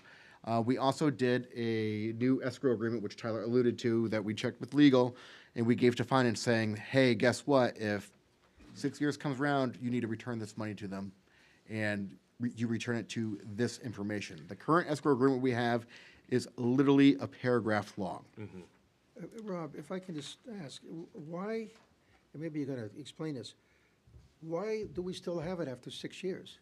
Why are we not spending it on what it was supposed to be spent on? So that comes down to the department that was required to spend it, or when their CIP to improve that road was to do this or to do that. In some of the cases where we've been holding, I'll say it's sidewalk money. Yeah. The road has been repaved, or they did whatever to the road, but nobody ever put the sidewalks in. So when were we supposed to take that money and use it on a sidewalk? So you're right, you're supposed to take that money and use it for the sidewalk, but if the department never puts the sidewalk in, But I thought we could use that money for any sidewalk. No. Only for that spot. you have, so when you take that money, you have to use it for that specific site. So if you don't ever put a sidewalk in there, even though you've taken the money for it, and you don't put the sidewalk in, you have to give the money back to them. Well, I thought we took that money to put the sidewalk in, so they should have done that. It's water over the bridge now, Building a lot but of sidewalk, aren't we? Which is Supposed to also be. why we have a requirement when you put a site, when you do a site plan or a subdivision, you have the sidewalk requirement. right. Which is also why we did that when we did our impact fee study. We said, hey, can you incorporate sidewalks into this so that we can expand with sidewalks Right. as we develop? So there's a lot of things that kind of go with this. We're trying to fix a problem that we need to fix. All right. And this is why we've submitted this change for the subdivision regulations and for the site plan regulations, so that we have the legal requirement to do A, B, and C. We have the performance bond, we have the cash, we have the off-site improvements and exactions, and the timelines in order which to give the money back, because we've been holding the money. And I'll tell you, the labor hours that goes into doing the research on subdivisions that were approved 30 years ago, and we contacted a gentleman last month who had retired and moved to Florida, and we said, hey, guess what, we owe you $28,800. And he's like, pardon? He's like, from what development? I can't remember what it was off the top of my head. And he's like, wow, he goes, Such problems. I totally forgot about that. forgot. So for 2 years, we've been trying to work on that, and And this is to fix the and this problem is to fix moving the forward. problem moving forward. Well, wow, such a problem to have that you lose track of 28 grand and not worry about it. One sec, yeah. it'd be my We do work, have money in escrow for the sidewalks up there on that development on Endicott Street North on the other side of Roller Coaster Road, correct? Where they're putting a sidewalk in there? No, so that is why I recommend to the board that we don't take money for that. We require them to put it in. If you require them to put it in as a condition of approval, there's no time limit on that. They have to do that. Okay. When you accept money in lieu of, then the burden becomes on the city to do the improvement. Okay. And then we can only hold it for so many years. If the city never gets around to it, or this comes up, and that project gets put off, or they never put the sidewalks in, or they didn't do that. But that's happening up there, correct? They're putting those in up there. That was a requirement that they put those in. We did not do an exaction for that. We required them to put it in. So in that case, they're gonna have to. But in other cases where we said, hey, we'll take this money, and then they don't ever do it, that's the problem, and that's where we've been holding money for quite some time. The only thing I wanted to say, and for some of the newer members of this board, and, you know, our vast viewing audience, could you explain the difference briefly? The difference between a zoning ordinance and a site plan regulation? Because they're two very different things, and they get passed and enacted very different ways. And they accomplish different goals. But to the non-person, a lot of people don't know what that is. It's a distinction with a difference, believe it or not. Yes, so there are two different, there's regulations and there's ordinances. So not every board can pass a regulation. This board can have its own regulations, and that governs how it develops. That's given to them by state law, saying that you're doing this and this and this. An ordinance is a law Right. that's adopted by your legislative body or city council, and it's a law. You have to follow it. There's no deviating from it unless you go and you get a variance, which is a deviation from the law. For a regulation that we pass, it's this board that has approved it, therefore this board can waive it, which is why you approve your waivers for all of your site plan or subdivision regulations. I think the easy way to think about it, when you look at zoning ordinances, it's basically taking a map of the city and saying, these are your minimum requirements for each zone. You can only build at this height, you have to stay, have setbacks this wide, far, the lot size has to be so big. These are the uses that we allow in each zone. The regulations themselves kind of explain the design of the development going in. So, let's say you are permitted to have a single-family subdivision in this zone. So now you're going to look at the subdivision regulations, and the subdivision regulations are going to say, okay, this is how you lay out your subdivision for that lot. A good example would be, this is how we want your lots to look like. Right. Yes. This is how we want your road designed to be. We want you to have a hammerhead as opposed to a cul-de-sac or. And the planning board passes these, it's like more of an internal document. It's sort of something that kind of happens in the planning office, to be honest with you. We have authority over it, but. Yeah, and you can waive any of those requirements, or you can choose not to waive any of those requirements. It's this board's choice but the law was outlined by city council saying, hey, your lot size is this. And you're just saying that this needs to. I don't know if anybody found that helpful, but there are different things for different reasons. And these don't need to go to public hearing, right? No, that's why they are scheduled for Oh, public. this is a public hearing, okay.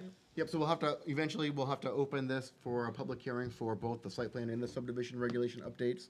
And then the board can vote Can we do to. them at the same time, or they have to be separate? I think it'd be cleaner if they were separate, since they're two different agenda items, and we posted them in the paper as a public notice as two different agenda items. And we don't need two readings, right? We need two, we don't need two readings of this because it's not an ordinance? Okay. Nope. All right. Does anybody else have any questions or commentary? I have Go a ahead. question. Rob, you said 6 years. We could hold it 6 years. Is that by state law? Yes. Okay, thank you. Yep. Those pesky state laws.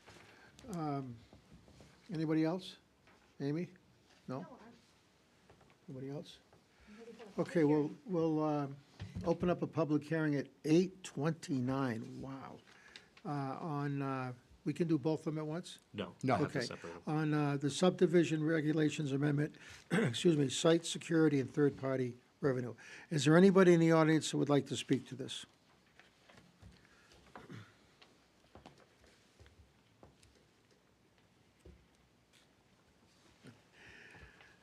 Okay, seeing none, we'll close the public hearing at 8:30. Now, we're not going to vote on that, now we're going to move right on to the next public hearing? No, I'd like you to vote on it, Okay. if you're so inclined. If Yeah, you, let's if just you agree with it, Anybody have any issues? No, I would make a motion that we approve, which one are we doing first? Okay, so nobody has, subdivision. Yep. Subdivision, The that subdivision. we approve the subdivision regulations proposal as proposed. okay, is there a second on that? Second. Seconded by Rich. Now, is there any more discussion on this? This has been approved by legal? Correct, yep. Yeah, we sent this all over to legal to have them review it, which is why we have a 4-page legal document now for escrow agreement. So we don't end up in this situation again. Look at you. Oh, the right questions. Okay. All in favor, please raise your hands. Okay, that's unanimous. Thank you very much. Okay, now we'll move on to 8.2. We'll hold a public hearing, open a public hearing at 8:31 on site plan review regulations amendment, site security, and third-party review. Is there anybody in the public that would like to comment on this?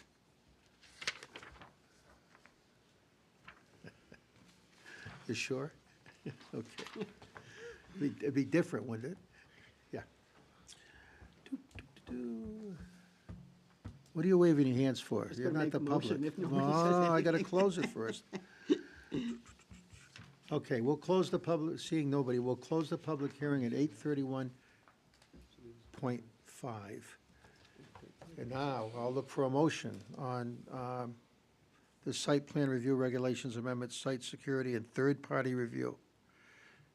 So, Amy, Make a motion. to accept? To accept. To accept, is there a second? Gary, seconded by Gary. Any more discussion? All in favor, raise your hands. That's unanimous. Thank you very much, everybody. Okay. Now we'll move on to the number 9, Planning Department Monthly Report. And what a surprise, 9.1 is the Planning Department Report. Take it away, guys. So we did lose our admin secretary. We should be posting for that in the next week or so, the closing date. Say that again? We lost our admin secretary this last week. She decided to move on. So we were posting for that position. The posting should be out in the next few days. And hopefully we'll hire somebody good. We do have a temp right now, and her name is Raven Gates. She's temp for the city before. I think she last worked for Who left? Savannah. Savannah left. Okay, these titles, I gotta know names. That's better for me. All right, thank you. Well, that's too bad. Okay, so go ahead, I'm sorry. Yep. So with that, we do have the RFP out for the bandstand that has a closing date, I believe, of the 10th of February.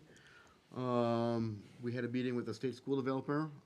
They have completed all of their third-party reviews for stormwater drainage and for the traffic study.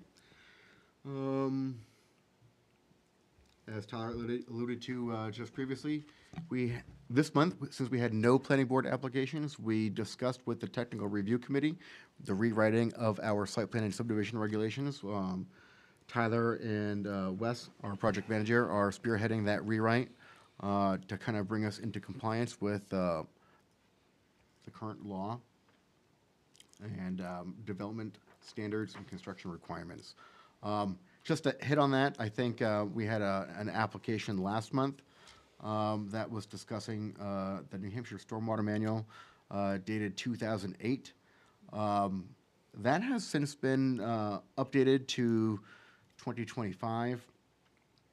And interestingly enough, our site plan and subdivision regulations do not go over the requirement for stormwater management. They just say you test for this, this, and this. We do not require them to follow the state standard. So it might be something for us to think about moving forward, which is what Wes and Tyler are working on in their rewrite to make sure that we are following best management practices. So I'm not a big fan of doing Band-Aids. I think that we need to do a complete rewrite to make sure that everything is incorporated the right way and we have the correct review process and the public input on it. So we are diligently working on that. It's not a quick process. It's probably going to take us a year to do, because we're doing it in-house as opposed to hiring out for it. So we are starting that. So it'll be a slow process. But tonight we had to do the site security, as that was a hot topic issue that I wanted to address. Let's see. Other than that, so we had a master plan steering committee meeting last Thursday. With that, the heritage members of the Heritage Commission were there, and they talked about doing neighborhood heritage districts. So I'm scheduling a meeting with their chair, Marge Wilkinson, next week sometime to discuss what her thoughts are on that. And we'll see what comes out of that. I'll bring that information back to the board and we can see what direction we want to take. We had a very contentious zoning board meeting this last month. 2 applications were denied and 3 approved. And on next Monday, our last update that we did to the zoning ordinance was for short-term lodging. Before we started the master plan, we'll be going before city council for their review and for their input. So that may either come back for further review update from the planning board, or they may decide to move it forward for a public hearing. So we look forward to that discussion with city council. That's really all I've got. There wasn't a whole lot of other changes from last month. Questions, comments, concerns? I have a question. So back to the RFP, is that what you said it was? Yep. Has anybody applied for that? No, I have not seen anybody apply for that yet. What if nobody does? So if nobody decides to put in for that, we'll have to go back to city council and see what their goal is and what we want to do to move forward. Anybody else? Questions? Are these site Comments? plan regulations, as you go through them and update them, is that something that Lakes Region Planning Commission can help us with? I inquired with Lakes Region Planning Commission a year ago when I started. Maybe it might have been longer than a year ago. I think it was about a year ago. About a year ago. It was about a year ago. And they were not very interested in doing the rewrite on those. Okay, thanks. Okay, thank you. Do we have a liaison report? City council? Anything to report? Nope. Okay. Lakes Region Planning Commission? Go ahead, Rich. Again, my gut feeling is, I don't think it brings value. Membership in Lakes Region Plan, we pay $20,000 a year. Our staff handles most of the things that they would do for us and probably charge us for. And other things we've put out RFPs for and hired somebody else. Impact fees was done by someone else. Master Plan Steering Committee is being done by someone else. I just don't see the value there. And that's decided by the council, correct? That would be a decision from city council. Okay, so I expect you'll be passing it on to your council? I'll twist his arm. I have a question. I would assume that the membership fees is January to December, correct? What, they said the annual, We pay it as part of our budget when it's approved, so we would make our payment on July 1st. okay. With the state school project right around the corner, would we be wise staying with what we have? Or, I just want to put that out there, that question out there. That's a big project. Can they help us with that project? Or are we basically paying $20,000 for recycling of hazardous material and some other ancillary things? It's an extra 27 for the household. So it's 20,000 for our dues, but we also pay 27,000 a year for the household hazardous waste. So really it's 47 This is 47? Yeah. total. So Yeah, it's 27 on top of the 20? correct. That's our share of the cost for the contract. Strike what And my recommendation. and here's my issue with, the problem is, that may sound good, that we could hire them for assistance at the state school property. What if they're too busy then, and we decided to do that? I My wish you feeling would is we ask go her with a that while she consultant was who is- here. So, if you'd like, I can give you my thoughts on that. As far as the state school property goes, we have now just adopted that enabling language clearly and legally of what we want to do for third-party review. That is empowering this board, and not only this board, but our technical review committee, to require third-party reviews to validate findings of developments At as they their come in. cost. At their cost. So we are not paying for that. We could say before it even comes to planning board, DPW has a concern with drainage, pay us and we'll do a third-party review to validate that. So this board has now just adopted the enabling language to allow you to do that. So I think with that, we are very much covered. I think that the benefit of Lakes Region Planning Commission is in regard to the brownfield and the environmental assessment, as she alluded to, the phase 1 and the phase 2. There is a significant cost for that. That is a benefit that they can provide to the developer for that property. The cost, I don't know. I also do not know when the date of the last phase 1 and phase 2 was done on that property. I think it has been done, but I don't know the exact date. There's a state website for that goes over when all those, and they have it on there. Yeah. I just don't recall when the last date of that was. Is it on DES website? I think it's on, DAS, yeah. DAS, yeah, for the, what was it? It was the Lakeshore Redevelopment Committee. It's on that website. But in the talks we had with the documents that the state had already done several years ago, my understanding is that they would have to be redone again because they are expired. It's been quite some time. So I can go look at what they did. Yep, absolutely, Okay. absolutely, yep. I totally understand what Rich is saying and can understand it, but I look to you two for your valued opinion, if you can say it, on whether this is a good value for the city across the board or not. And I'd also would be interested, if we were to pursue not, or encouraging not to have that renewed, to reach out to the town of Alton Bay and ask them what persuaded them to hook back on after being off. I don't know how long they were off.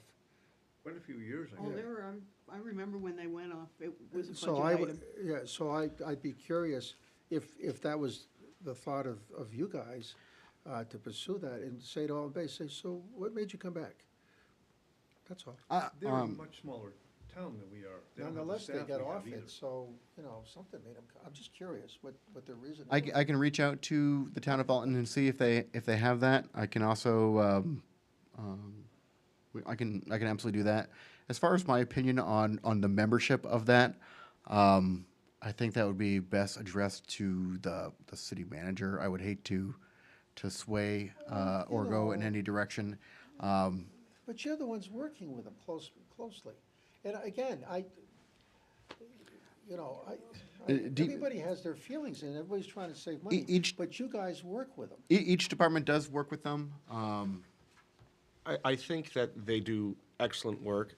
They really do, and the city has certainly benefited from them. I know one of the things that has been discussed is at their level of potentially how they're funding themselves. Right now, it's dues paid by the community, as you heard, based on the population and the valuation. Clearly, we're the most populated, and we're, I think, the second most valued land valuations of the members. So that's driving that $20,000 membership due. Additionally, that due membership cost that she alluded to, it is made up by your population, but it's also based on your assessed land value. So I think as we noticed, even with our tax cap and what we pay towards Belknap County, as our valuation continues to increase, the amount that we pay in dues and/or taxes to others increases correspondingly.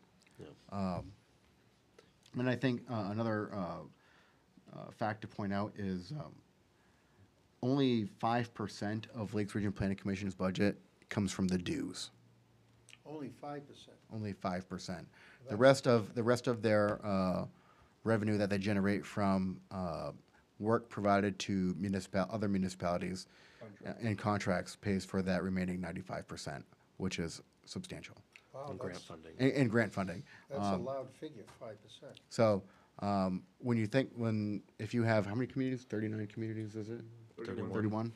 31, and we're paying $20,000. How much money actually is that? I am not their CFO, but I feel like there's probably some changes that could be addressed. Okay, any other questions? I was trying to figure out, I have the list of communities, what they all, the appropriations, what they all pay, all the way, from us, That looks like pretty small print. it is, all the way down to Wolfboro at the bottom. Yeah. So, yeah.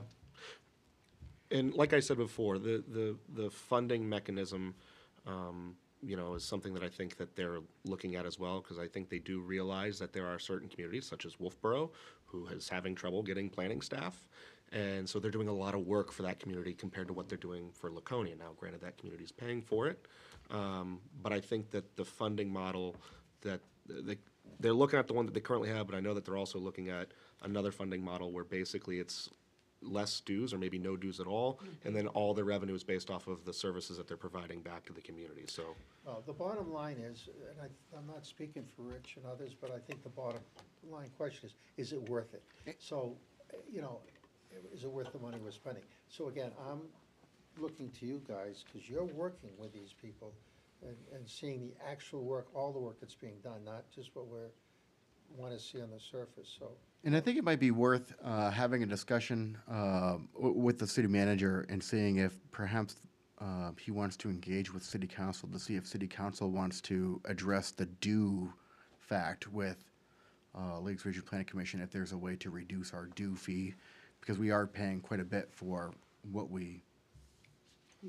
Well, maybe we should just cancel the hazardous waste stuff and save 27 grand, and we can all So utilize dumpsters. the other aspect of that, as I was discussing my budget today with the city manager, is the 20,000 comes out of the planning department's budget, and there's $27,000 I think for DPW for the household hazardous waste. What's the offset of that for the household hazardous waste? Are you still net positive? Because what if there's only, as she said, the labor of the overtime and a few other, the marketing aspects of that? That would add up. How much is that, and does that offset the cost The of? labor would add up So tremendously. I think that there's some, I don't think it's $20,000 worth of labor that you're putting No, out. but- And then when who takes the waste? Who takes that actual waste? Where does it? There's a contractor that comes in and takes it. Becky, Contract. that company that's there. Yeah, so that's the 27 grand. The transport. The whole thing is a cost of $27,000. That includes That's the. in DPW's Yep. budget, you said, okay. Yeah, Mr. Chair, Yes. I was on the fence until I just asked Rob the question of were they willing to help us with site plan regulations. That's extraordinarily time-consuming. I did it in Canterbury as land use administrator, Central New Hampshire. We could not have done it without Central New Hampshire and the time that it went into it. And for them to, that's something we could use help with. It's extraordinarily laborious and time-consuming to do site plan regulations. And that kind of tipped me into Rich's camp of, you know, they're not willing to help us with the things we really do need help with. That's a big labor cost internally for our department to have to update, how many pages? 50, 60, 70 pages of site plan regulations? Well, It's hopefully not a they're small document. Hopefully they're taking that all into consideration. Well, and that's why, you know, when I asked the question, so, you know, you have to go to a vote. I'm with Rich on this. I'm I not don't seeing think the we're going to value. a vote on this, we, no. If you want me to reach out to the town of Alton and get some additional think- data, I can absolutely do that. And Yeah. then if the board wants to perhaps vote recommendation. and make a recommendation to city council that we do A, B, C, or D, I think that would probably be the most appropriate form. I would encourage you to reach out to the city manager first and see what he's thinking about all this. At the same time, I'd reach out to LRPC and say, you know, these are the kinds of things that we need help with for our dues. You know, and talking nicely is one thing and asking, would you like to help us with this? Or this is what we really need to have done for our dues. So we put out an RFP to see how much it would cost to get those site plan subdivisions updated, and would it come out to be just shy of about $20,000? Yeah. Which is about what our due cost is. How big of a rush would we be to have that done? Yesterday. Well, I'm just saying, if they're busy in Wolfboro and a couple of other towns, their manpower, I mean, they need to, that kind of a project needs to fit into their schedule too, and No, do we agreed. need it more urgently than they can produce under any circumstances, then that kind of directs things that way. If we're in a hurry, then. I mean, I don't know, so I always tell people that nobody dies in land use. It's not like, but there is a sense of urgency, and you can tell our regulations have been a little bit behind the power curve when you start listening to some of the issues that developers are, or not necessarily developers, but residents have of when they're not appropriately addressed in site plan and subdivision regulations, because they're so outdated. Right. And not to mention consistency with state law. Well, let's move on. I think we've got our point here. I really wish you guys would just say yes or no to this, but I get it. So we'll move on now to the Conservation Commission. Anybody have a report on that? The Conservation Commission is having a meeting tomorrow evening. They're gonna be kickstarting their natural resource inventory. That should take 6 to 8 months. About that.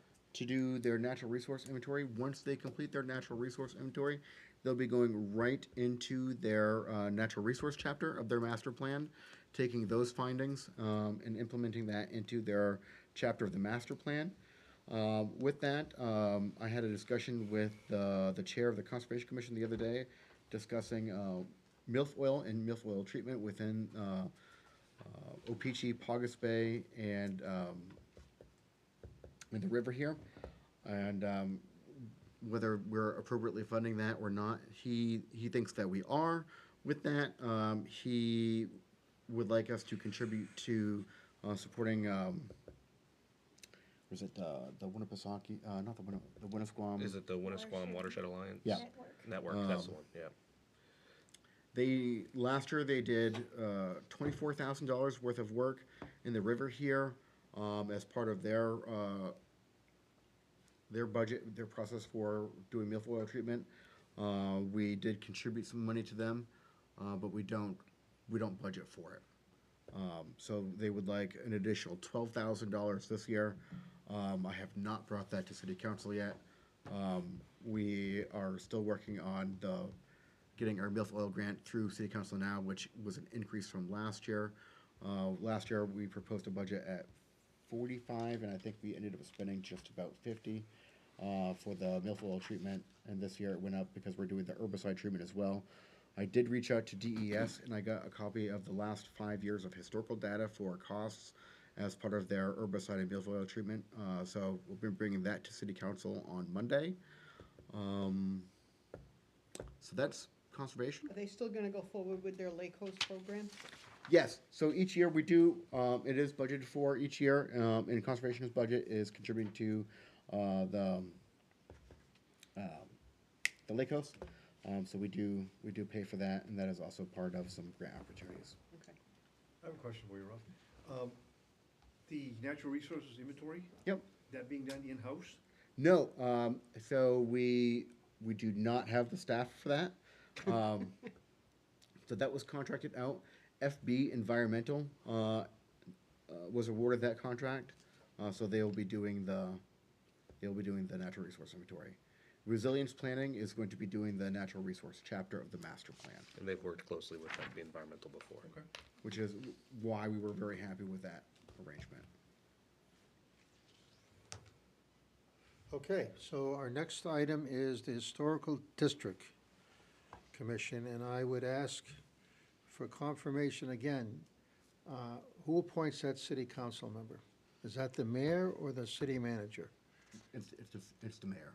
It's the mayor. Yep. So I will now turn to our councilor representative here and ask you to pass on to our mayor, which I will also ask, to please appoint a city councilor to sit on that commission so we can get going on that.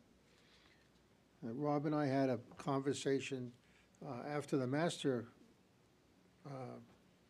plan meeting, and it is not my intent, or do I think it's a smart move, to wait until after the master plan is done and approved to have this historical district commission to get going. Because at best, I think we figured out a year and a half with a master plan. So, like I said, at the master plan steering committee meeting, our master plan is going to take a year for them to complete. So by September of this year, it should be completed. And with that master plan, we'll have an implementation chapter. And then that highlights, and then it would be the ordinance update, should we decide to go forward with whatever goals. And then it takes however long to write an ordinance. Because our ordinances are based off of our master plan per state law. Yep, per state law. So, again, I think it's not a good idea at all to wait, because we already can see what can happen with applications. for development and potentially at Weirs Beach on Lakeside Avenue and other places like that. And once the application is in, it's too late. So rather than us getting in that uncomfortable position of having something be put in there that we all know we don't want, but it's too late, I want to push forward for this. So again, Counselor, if you can get that on your calendar, and I'll Absolutely. reach out to the mayor on that too. Thank you. Other than that, we don't have anything to report on that because we haven't had any meetings. Any other- With that though, if you don't mind me just adding to your. Sure. We do have two members now, with you as the planning board liaison, and then whoever the mayor appoints. That'd be 4. So we would have a quorum, just in case anybody did submit an application for the historic district, so we could actually legally hear it. So. Okay. Well, we definitely got to do something, so, okay, thank you, Rob. Any other business tonight? We get out of here before 9. Okay, with that, I look for a motion to adjourn. So moved. Second? Second. By Rich, and, okay, all in favor? Mike, thank you. Thank you all very much, it was a good meeting. I'm not sure all the attendees will agree, but. May I have a moment of your time? Oh, I'm